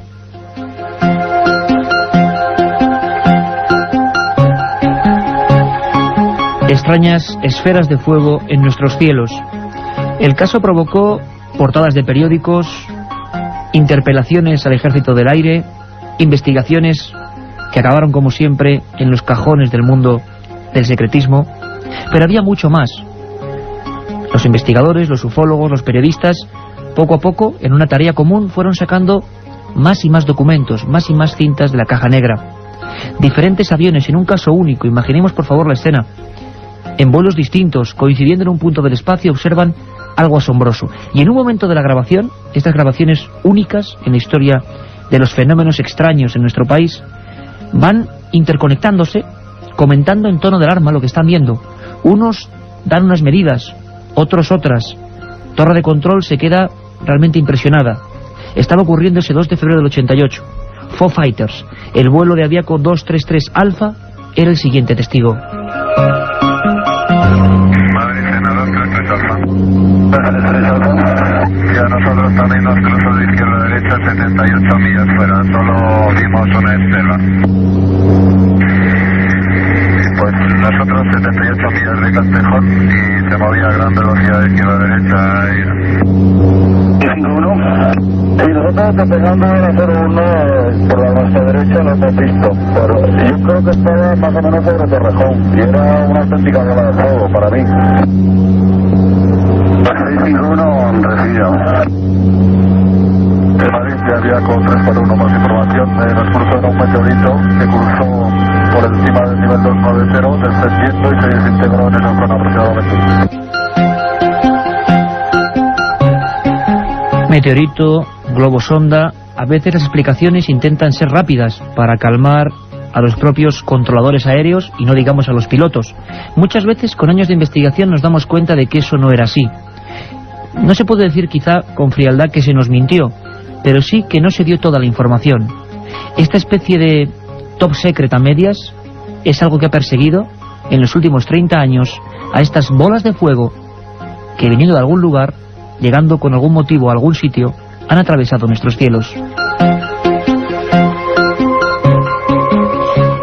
Sería, digamos, la fecha clave o clásica, donde no nos cabe duda, en la que algo se posó, se mostró con alguna intención. Prototipos secretos, efectos atmosféricos desconocidos, nunca lo sabremos. Ahora mismo, mes de julio, hace una semana, el día 2 si no me equivoco, Castellón ha sido el último lugar donde por lo menos el pánico social, la expectación, la inquietud, se ha mostrado. Segorbe, un lugar donde no teníamos muchas noticias de acontecimientos parecidos, y todo una localidad que observa lo mismo que habían observado estos pilotos, una serie de círculos, de esferas atravesando el cielo. Varias agencias, entre ellas EFE, mandaba el teletipo a sus asociados, volviendo a poner la palabra OVNI en una noticia en este país.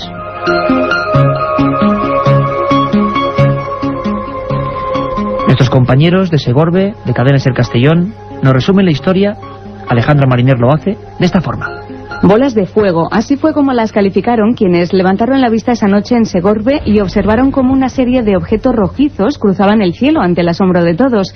Nadie sabía de dónde salían ni dónde se dirigían, pero era inevitable seguirlas con la mirada.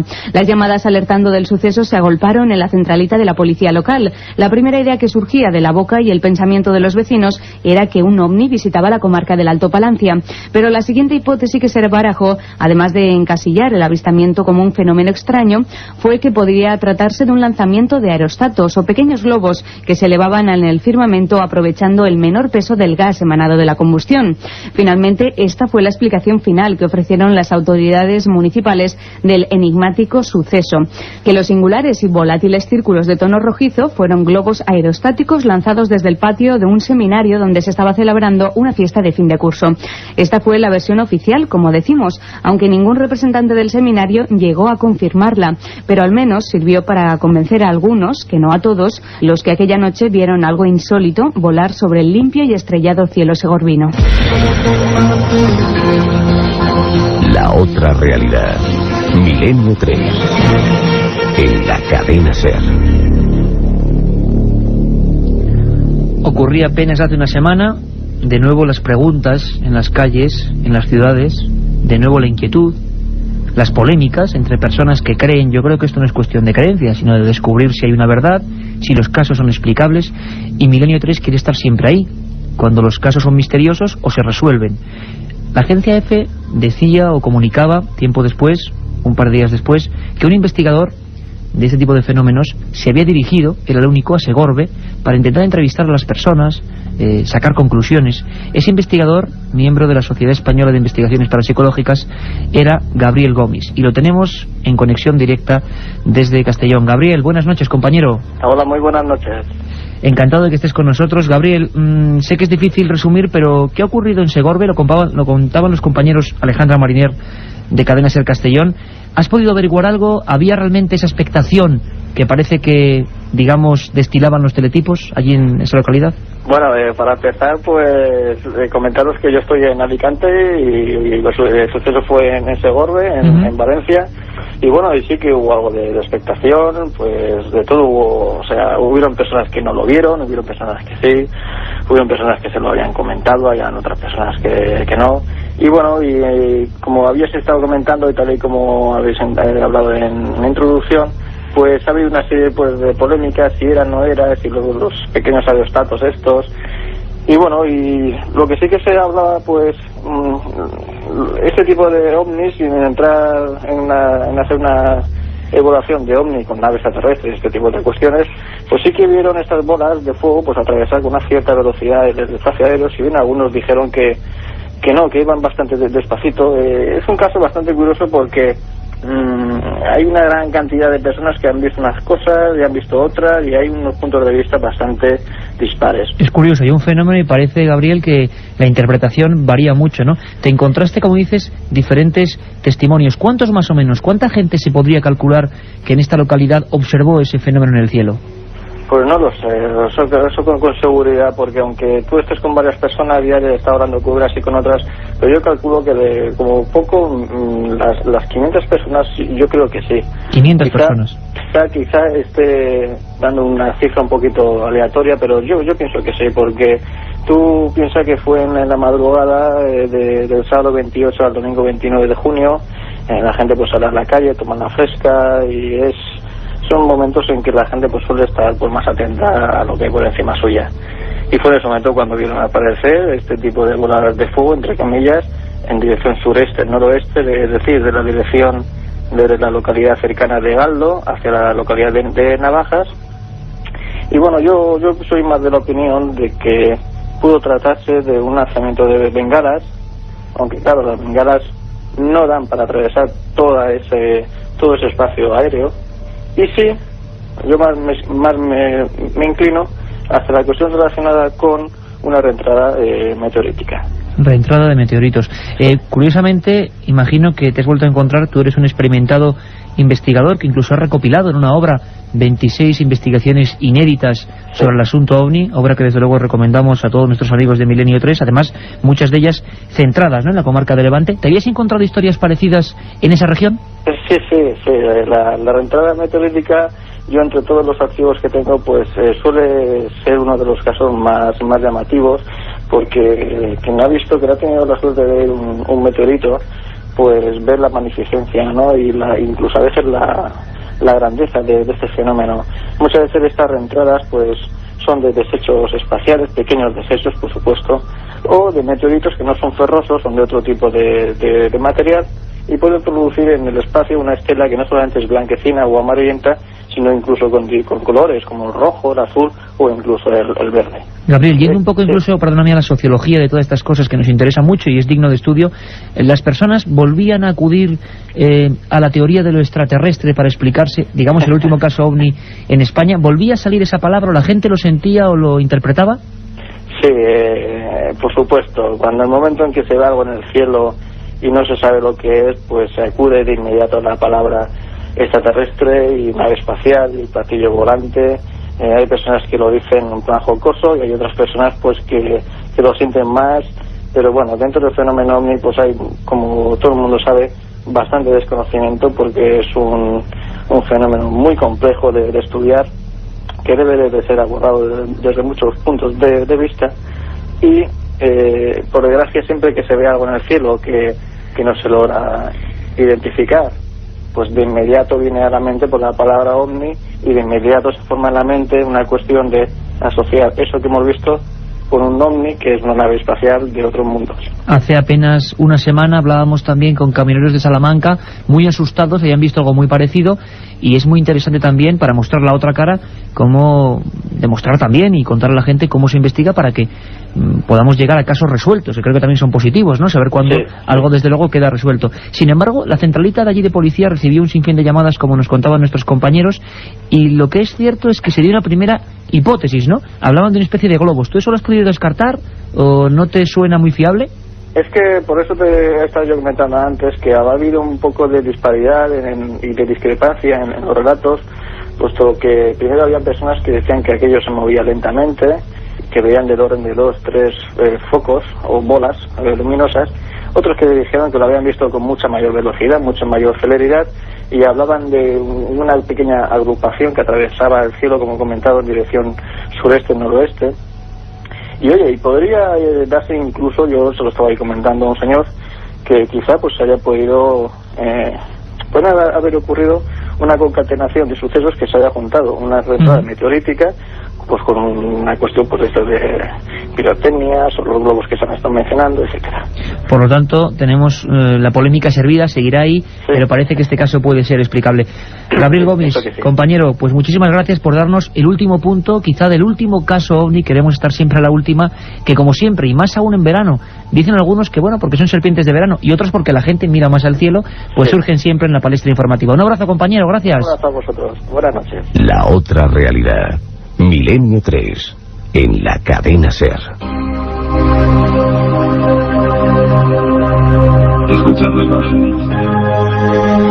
Pero la casualidad nunca viene sola, siempre se concatena, como decía nuestro compañero Gabriel Gomis, con otros muchos hechos. En las zonas de Zamora y Vitoria nos han llegado mails ese milenio3@cadenaser.com comentando sucesos en los últimos 10 días muy parecidos. ¿Algún fenómeno astronómico? Bueno, habrá que investigarlo, porque lo que procuramos es llegar a la verdad, sea esta cual sea. También desde casi el otro lado de Europa, a lo que era el antiguo telón de acero, han empezado a surgir noticias. Es curioso porque desde la llegada de la perestroika ha habido una apertura para este tipo de temas. Mucha gente nos pregunta si en los países de la antigua zona del este también se ven estos fenómenos. Caramba, que si se ven. Rodrigo Fernández nos cuenta desde Moscú, el corresponsal de la cadena SER, el caso que ha ocurrido recientemente y que ha llenado de nuevo, como hacía muchos años, las portadas de algunos periódicos moscovitas, entre ellos Pravda. Escuchamos, vía Moscú, a Rodrigo Fernández. Un ovni cruzó hace unos días los cielos de los alrededores de Moscú, dejando una estela multicolor. El testigo del fenómeno logró hacer varias fotografías del ovni, que llevó a la reacción del popular periódico Komsomolskaya Pravda. Artyom Mikhailov, de 30 años, relató que en el cielo oscuro de pronto vio una extensa franja brillante, que en un primer momento tomó por la huella de algún avión. Pero luego comprendió que no podía ser, porque la franja, amarillenta y con visos verdosos, serpenteaba e iba precedida de una miríada de puntos brillantes. Volaba a gran velocidad, sin hacer ningún ruido y con una trayectoria extraña, subiendo y bajando, y desprendía corrientes luminosas, recuerda Artyom. El ovni se encontraba, según él, a unos 600 metros de altura y a unos 2 kilómetros del lugar desde donde lo observaba. Representantes de los aeropuertos moscovitas de Sheremetyevo y Túsino aseguraron que no habían lanzado ningún tipo de sondas y que no sabían a qué se podía deber el extraño fenómeno.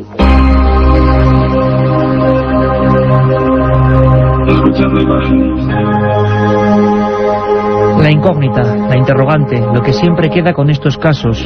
Y como siempre también, quizá dentro de 20 años, de 15, de 30, nunca se sabe con certeza, descubramos una porción de la verdad. Sabéis que todo el verano, a las 10, sábados y domingos, Milenio 3 y por supuesto también este día el domingo, de 3 a 4.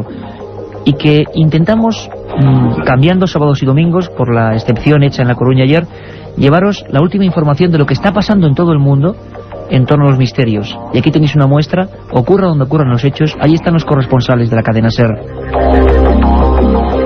Os preguntabais muchos por esos casos clásicos, terribles. ¿Cuándo empezó la Unión Soviética, la antigua URSS, a hablar de estos temas? Y hubo una historia que recordamos una madrugada que tiene que, sin duda, unirse a estos últimos hechos que han llegado a la portada del Pravda. Ocurrió en 1989, en una población a 500 kilómetros del Moscú, llamada Voronezh, un lugar industrioso, gris, donde casi nunca ocurría nada, 500.000 de habitantes. Y de repente, yo lo recuerdo perfectamente, el telediario Primera Edición abría con una noticia increíble: extraterrestres aterrizan en una ciudad de la URSS. Se hablaba en esa noticia, en esas crónicas, que ocuparon de nuevo las portadas de los periódicos y páginas interiores, de unos niños, de un centro escolar, de cientos de testigos y de no solo una esfera que había tomado tierra, sino de misteriosos seres en torno a ella.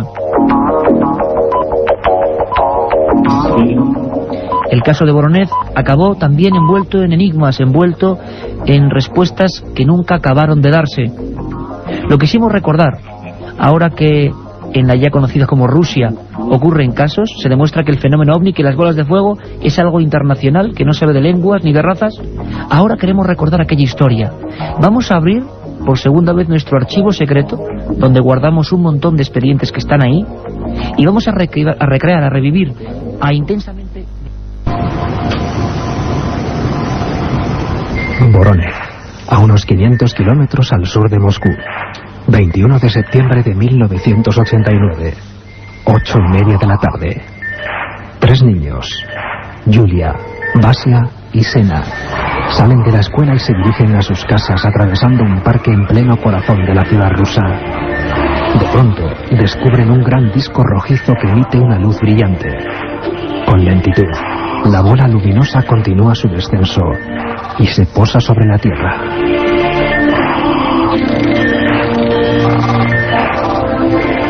Así comenzaba una de las historias más sorprendentes de avistamiento de ovnis, de la que se hicieron eco casi todos los medios de comunicación del mundo. Según los testigos que presenciaron el fenómeno, el disco se abrió y de él salieron 3 figuras de humanoides de unos 3 o 4 metros de altura, con 3 ojos muy luminosos. Las criaturas estuvieron acompañadas en todo momento del terreno y descubrieron las pisadas de los supuestos extraterrestres, así como las huellas dejadas por la nave y restos de piedras extrañas. El por aquel entonces gobierno soviético guardó silencio y decidió no investigar el caso, que aún hoy sigue siendo uno de los grandes misterios de las supuestas visitas realizadas por seres de otros planetas. La otra realidad. Milenio 3. En la cadena SER. 1937. 200 personas mueren trágicamente en el santuario de la Virgen de la Cabeza. 1971. Aparece el fenómeno de las caras de Belmez. 2003. ¿Qué relación existe entre estos dos episodios? Descúbralo en Tumbas sin nombre. Un apasionante libro de Iker Jiménez y Luis Mariano Fernández. Una tragedia, un misterio, una investigación. Editado por Editorial Edad. Milenio 3. Periodismo de lo desconocido. En la SER.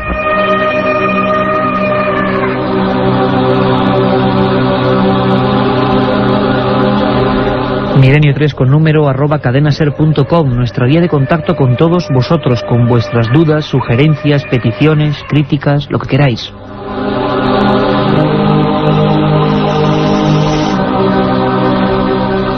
El caso de Vorónezh, por supuesto con muchos hechos legendarios. Parece ser que eso del niño que desapareció, esa supuesta arma, no fue tal. Como siempre, alguien ve algo, pero luego la interpretación varía. También parece ser que el torbellino del miedo psicosocial se unió a todos los niños y profesores que fueron testigos de aquella historia.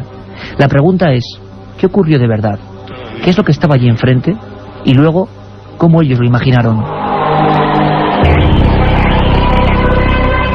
Y es que en una sola semana la actualidad informativa da para mucho, recorriendo España. Nos vamos a las Islas Baleares. Allí, el periódico Última Hora, diario Última Hora, en su edición del 8 de julio, volvía a sacar un tema que nos inquietó en su día.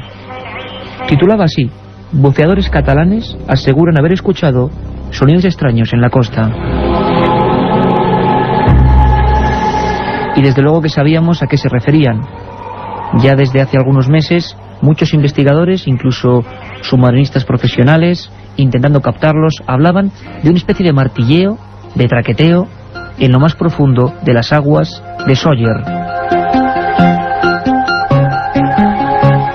Han pasado muchos días y da la impresión de que las investigaciones no han llegado a buen puerto, nunca mejor dicho. Sin embargo, cuando todo estaba en calma, cuando se habían barajado sonidos de un tipo de tiburón, perforaciones clandestinas en el fondo del mar, cuando se había barajado de todo, de repente, el silencio. Y ahora se ha roto. Nuevos testigos, nuevos casos. Y por supuesto, Milenio3 se marcha a Mallorca, en lugar de los sucesos. Chema Font, corresponsal en Mallorca de Milenio3. Buenas noches, compañero. Buenas noches, Iker. ¿Qué tal? Pues perfectamente, intentando, saber, asimilar un poco la información, coordinarla, porque parece que los sonidos misteriosos, no sé si hablamos de los mismos, han surgido. Es el mismo lugar. Chema, cuéntanos un poco primero cuál ha sido la noticia y luego tus primeras indagaciones. Bueno, realmente he quedado un poco sorprendido al leer esta noticia en el periódico que has comentado, puesto que incluso habiendo estado pendientes de si volvían a repetirse o no, estando en contacto con escuelas incluso de submarinismo de aquí de Mallorca, no había vuelto a repetirse el sonido. Y bueno, según dice la nota de prensa, unos buceadores de una escuela catalana que prefieren mantenerse en el anonimato, bueno, dicen que los han vuelto a oír. Yo he ido, no los he oído realmente, no he escuchado nada extraño.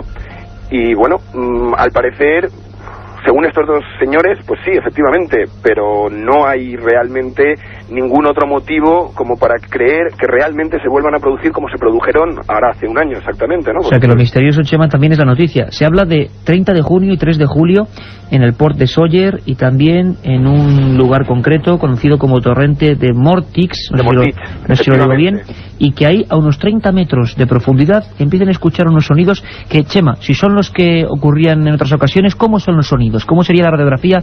¿Qué se está escuchando o qué se ha escuchado ahora o antes, o en ambas ocasiones, en las ocasiones de Mallorca? Los sonidos actuales, que efectivamente están exactamente en la misma zona en la que se produjeron la otra vez. De hecho, en esta misma nota aparece Calatuent, que es donde el compañero Pedro Amorós estuvo realizando sus grabaciones. Estos sonidos vienen, según los testigos, a ser como los de un herrero golpeando el yunque, para entendernos un poco, ¿no? Pero difieren del sonido que daría el mar al hacer vacío en una cueva submarina, según estos expertos submarinistas, que no se han manifestado al respecto y que prefieren no volver a oír hablar del tema por los problemas un poco que les trajo de visionarios, etcétera. Ahí está el sonido, ahí cabe la posibilidad de que realmente se produzca, y yo creo que lo mejor que podemos hacer, Iker, es pues en estas fechas volver a dirigirnos para allá y ver si realmente se están o no se están escuchando. O sea que Chema Font, nuestro corresponsal, desde luego te vas a sumergir en el lugar de los hechos para intentar volver a captar o sentir esos sonidos, ¿no? Efectivamente, y bueno, la idea es ir con un equipo de audio y grabar lo que haya, y luego pues ya veremos qué es lo que realmente se ha captado.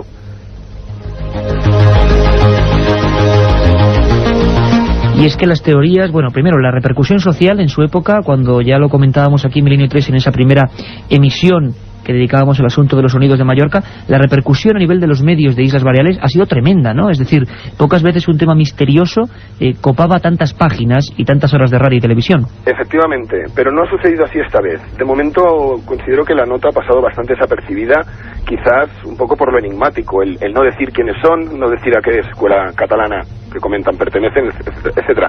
Pero el año pasado es cierto que incluso la Universidad de las Islas Baleares se preocupó del tema.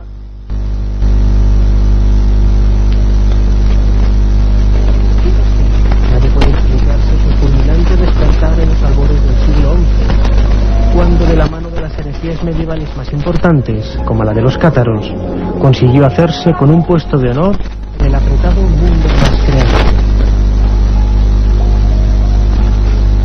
Milenio 3, con Iker Jiménez, en la cadena SER. Pues es la historia perdida, esas cosas que nunca se nos han explicado bien y que Nacho Ares, director de la revista de arqueología, recoge cada semana en las madrugadas, hoy de manera especial para mostraros a otro público, casi como si fueran porciones de un puzzle que nunca ha acabado de encajar del todo. También hay otra historia que personalmente me apetecía mucho, y es que vemos en ese milenio3@cadenaser.com que hay un sinfín de amigos y de amigas que nos preguntáis por temas que hemos tocado recientemente. Pues, por ejemplo, temas como la Sábana Santa, incluso hace poco el crimen de Cuenca, los sacamantecas. ¿Cómo podemos, digamos, retomarlos, aunque sean por espacio de un minuto?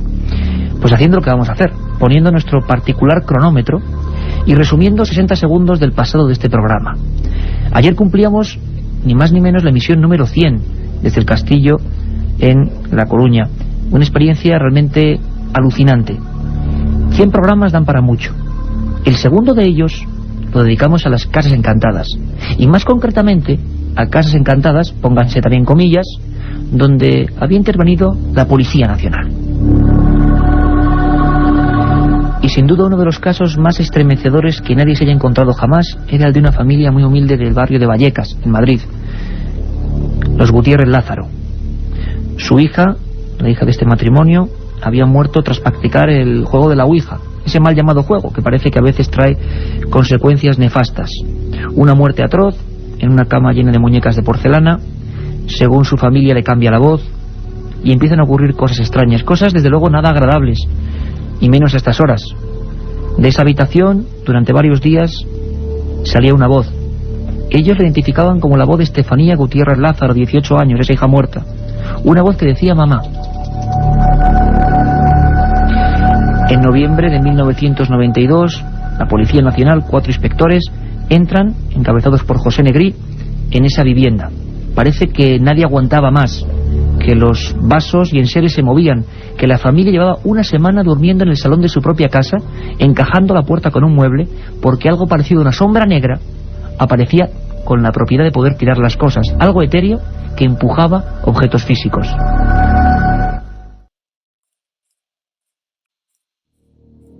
Pero pasemos directamente al misterio, al insólito, porque ha habido y mucho esta semana. Ha habido un asunto que ha centrado toda nuestra atención. Yo quiero que escuchéis bien todos, porque pocas veces escucha a un policía que ha visto un ovni, objeto volante identificado, y pocas veces se le escucha cuando además ha sido parte de su patrulla la que ha asistido a ese acontecimiento. Y además, os aseguro que hay sorpresas fuertes. Muchas más personas parece que han visto objetos extraños en el cielo en la última semana, coincidiendo con aquella historia que contábamos hace ahora 7 días. Carlos Barroso, nuestro compañero, que alertado por una llamada a la cadena SER, aquí al estudio central, salía a la ventana y observaba sobre Madrid un objeto extraño con 4 picos. Bueno, ese extraño planeta, satélite, ovni, lo que sea, porque parece que nadie tiene la verdad, ha sido visto desde muchos y muy diferentes puntos de la península y las islas. Y vamos a tener a personas desde cada punto de España hablándonos de lo que vieron. De momento escuchamos a Francisco Ellín, policía de Játiva, en Valencia, directamente y rotundamente hablándonos de lo que pudo ver con otros compañeros policías. No tiene pérdida. Hay una patrulla de policía que está ejerciendo sus labores propias de patrullaje y ven algo en el cielo que les llama la atención porque era algo que no habían visto nunca. Entonces me llaman por la emisora del vehículo y cuando voy pues me doy cuenta de que cuando veo aquello que no es el planeta Venus, aquello es un objeto, estaba bastante alto. La forma que pude visualizar con unos prismáticos, pues era como si se tratase de un dedal invertido. Emanaba una potentísima luz blanca, totalmente blanca, muy radiante, y luego por los bordes despedía una especie de azulado que iba de un azul clarito a un azul más tomado, más oscuro. La verdad es que algo muy extraño ha ocurrido en Játiva, Valencia, y ha coincidido. Tenemos decenas de mails. Yo siempre lo digo, me sorprendéis, de verdad que me sorprendéis cada semana.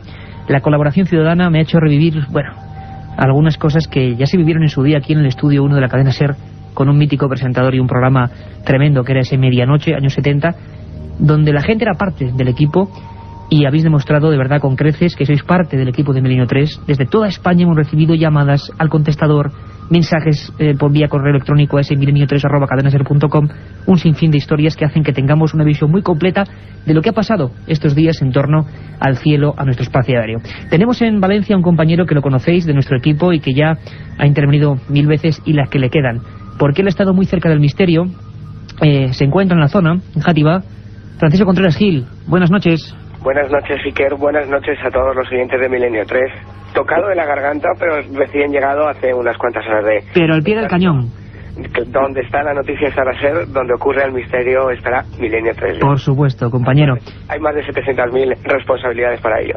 Desde luego, y a cada una de ellas hay que darle lo mejor. En este caso, lo mejor, pues quizás a nivel de misterio en España ha sido este encuentro OVNI. Francisco Gin, hemos oído sus palabras.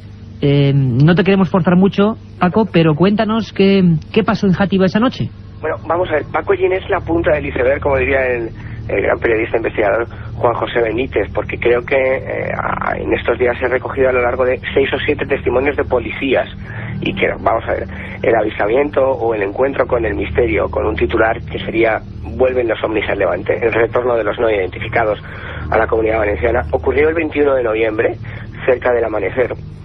Y fueron dos, una patrulla, como te comentaba, y como nos ha comentado a nosotros en vivo y en directo, de una luminaria, un extraño objeto no identificado, una luz no identificada. A él le llaman a base, y es cuando puede observar por esos prismáticos todo lo que pasa. Hay más testigos de ese avistamiento que estamos ahora tocando y con los que estamos hablando. Ya daremos cumplida información a través de Milenio 3, pero curiosamente, desde otra localidad muy cercana a Játiva, bueno, entre comillas, que es Oliva, otros 4 policías que estaban fuera de servicio logran filmar ese objeto que algunos, entre comillas, han especulado con que fuera la estación internacional, de lo cual si quieres hablaremos un poquito más tarde. Francisco, voy a escuchar una cosa que es importante, creo, para que la gente se haga todavía, sea más consciente de lo que se vio, de lo que se pudo filmar días después en una región muy cercana. Tendremos al testigo, al hombre que filmó ese objeto, varios objetos, es lo curioso, varios objetos,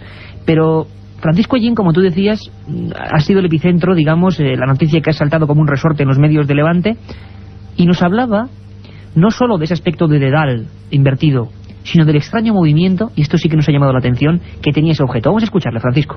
Pudimos ver cómo aquello, pues, efectivamente se movía en vertical y volvía a subir tan rápido como descendía. No hacía ninguna maniobra de estas de desplazamiento izquierda ni derecha o circular.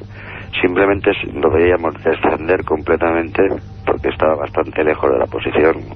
Lo veíamos, pues imagínate, aproximadamente pues una sexta parte de lo que podía ser la luna, que en ese momento lo teníamos a nuestra espalda, y era luna llena, si no recuerdo mal. Francisco, una cosa como una sexta parte de la luna llena, mucho más potente de cualquier planeta, cualquier estrella. Además coincide plenamente casi con lo que decía el compañero Carlos Barroso.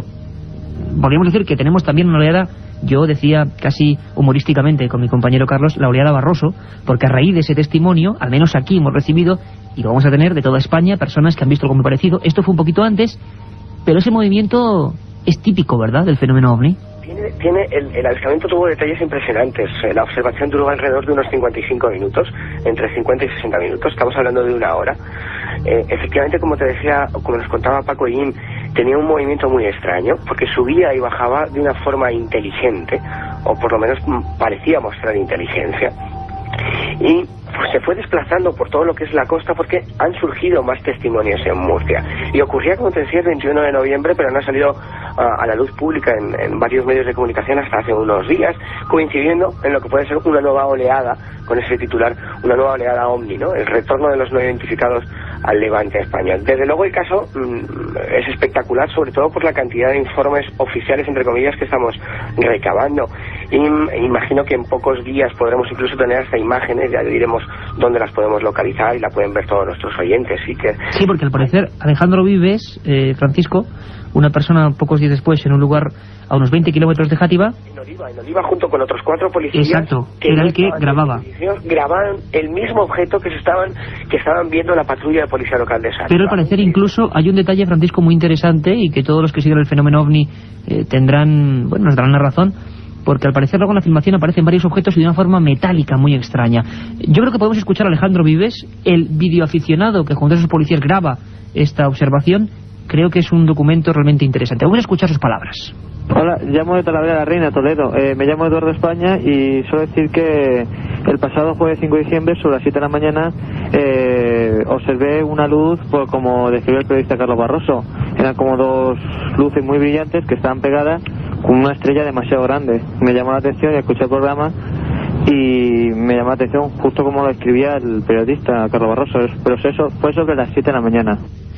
Una cosa, este testigo era realmente una persona que desde Talavera, era una de las listas de testigos que teníamos, había observado algo muy parecido, en las mismas fechas, pero ahora sí tenemos a Alejandro Vives, que vio algo muy parecido también, pero que lo pudo grabar, tuvo esa fortuna, desde Oliva, como decía el compañero Francisco Contreras, y que además había policías al mismo tiempo observando aquella visión. Incluso parece ser, Francisco, que hubo en ese momento hasta 20 testigos, lo comenta Alejandro Vives, en el mismo momento de la observación.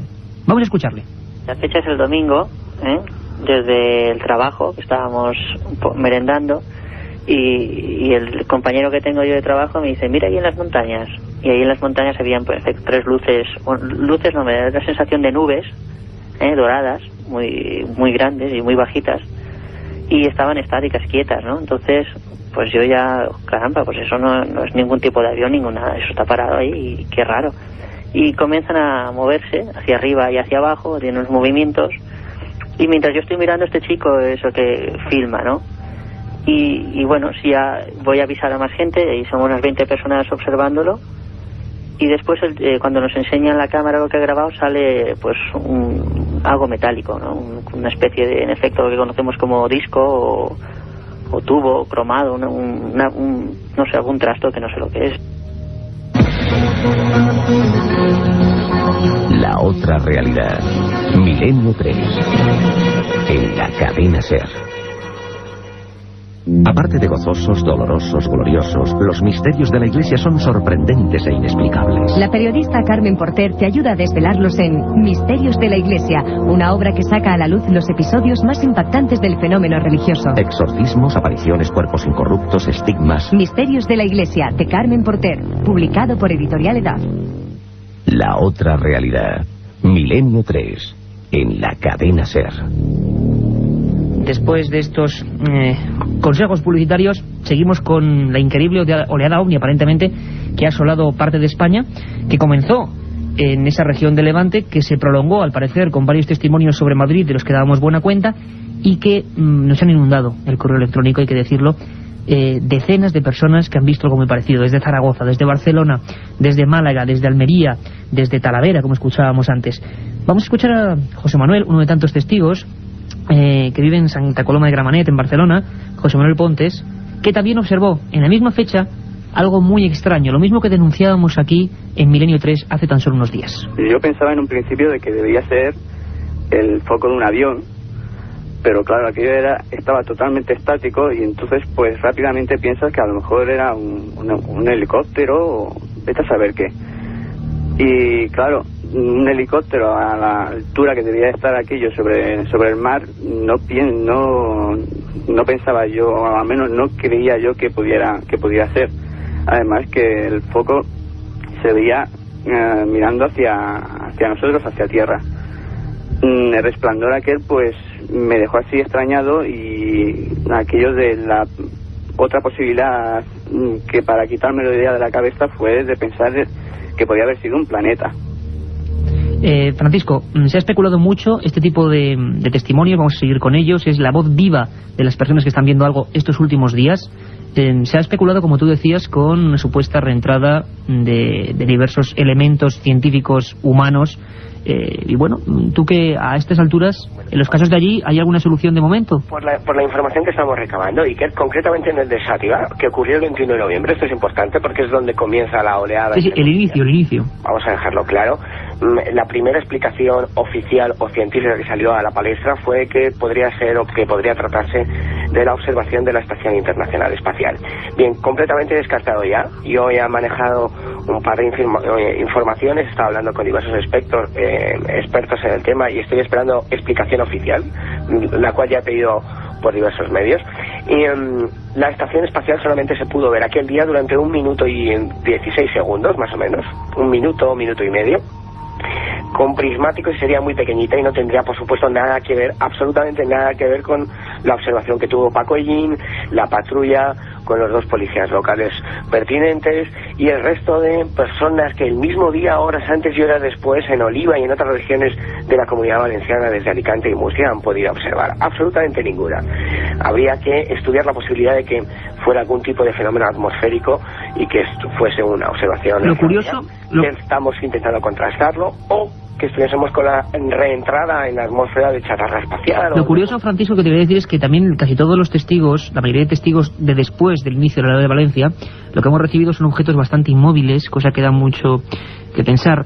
Por ejemplo, tengo entre los muchísimos mails que hemos recibido un mensaje de Vicky Porcel de Granada, de las inmediaciones de Granada, que observa algo grande, fijo, luz fijo que no parpadea y que tiene 4 picos, que era exactamente lo que describía Carlos Barroso, nuestro compañero de Milenio 3, y un montón más de gente. Por ejemplo, Pedro Manu del pueblo de Arriate, cerca de Ronda, en la provincia de Málaga, también nos escribe la misma fecha, exactamente igual en esa noche de madrugada del martes al miércoles, exactamente dice, observé tal y como la describisteis. Dirección Oriente, 4 puntos bien señalados, y sobre todo la gente, Francisco, coincide en ese color entre blanco y azul.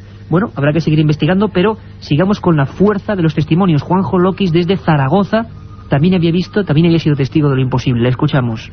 Era un objeto estático, como una luz muy grande, era más grande que una estrella, más pequeño que la luna. El destello que parecía que eran como 4 puntas, pero vamos, más me inclino por el destello, y la verdad es que era grande, era más grande que una estrella que se pueda ver normal y corriente. Escuchando el programa la semana pasada, escuché que un experto decía que si eran 2 planetas. La verdad es que yo no me lo creí, sinceramente, con muchos respetos para esa persona, pero no, eso tampoco era para mi parecer no era tampoco un planeta. La verdad es que la hipótesis astronómica es la primera que barajamos. Parece ser que el tipo de luz, la intensidad, la fijeza, parece que no se corresponde, no había ni siquiera el movimiento típico astronómico, con algunos estudios que nos hacían compañeros como Rafael Cabello, que pensó que podía tratarse de las lunas de Júpiter. En este caso no, parece que es algo mucho más grande y tan extraño como que, por ejemplo, los policías de Valencia, de esa costa levantina, pues dijesen abiertamente que nunca habían visto nada parecido. Si te parece, Francisco, terminamos un momento este giro por España. Luego quiero preguntarte un par de cuestiones, a ver a ti, ¿a qué te suena todo esto? Tú avezado en perseguir este misterio por toda la piel de toro. Acabamos en las islas, que a veces las dejamos siempre aparte. Sabemos que tenemos un sinfín de amigos en Canarias y en Baleares. Acabamos con testigos desde Las Palmas. Escucha bien, Francisco, lo que vieron. 5:30 hora canaria de aquí, al sur de Tenerife, encima de Las Palmas de Gran Canaria, justo bajo el horizonte, empieza y es impresionante porque es como un faro de un coche, solo un faro, y le está observando todos los días y si ahí trazamos una perpendicular, va ascendiendo, claro, de una forma muy despacito, que justo a las 8 de la mañana, 9 horas península, aunque hay sol, aún se observa arriba del horizonte. Francisco, todo tipo de testimonios, todo tipo de personas, nos hemos visto invadidos por la gente que parece que, bueno, que vivimos esos momentos concretos de oleadas que hubo hace ya mucho tiempo, que nos hayamos olvidado de ellos. Bueno, seguiremos indagando.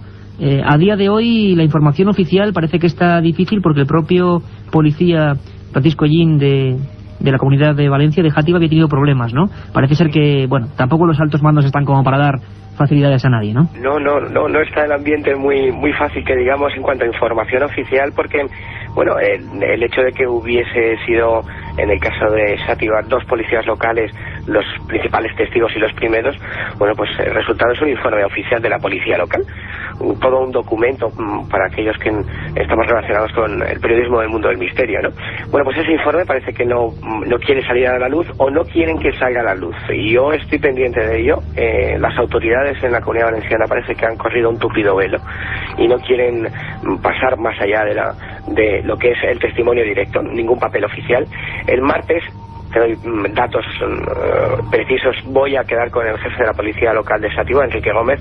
Vamos a ver qué pasa en ese encuentro, y espero que la semana que viene, sin falta, todos los oyentes de Milenio 3 tengan la narración en directo de ese atestado oficial de la policía local, en la que se describe como 2 agentes, 2 miembros de las fuerzas de seguridad del Estado, ven lo imposible: el retorno de los no identificados a la Comunidad Valenciana y al resto de España, por lo que parece desde el 21 de noviembre. Francisco, Talavera, Málaga, Zaragoza, Ronda, Barcelona, Madrid, Almería. Bueno, nos hemos visto un poco sobrepasados. Seguiremos investigando, compañero, y allí donde tú estás, que se ha producido el caso, vamos a decirlo así, incluso con una evidencia gráfica, una filmación, esperamos toda tu información. De momento los ovnis, como tú has dicho, parece que vuelven, que regresan. Un abrazo fuerte, compañero. Otro, Iker.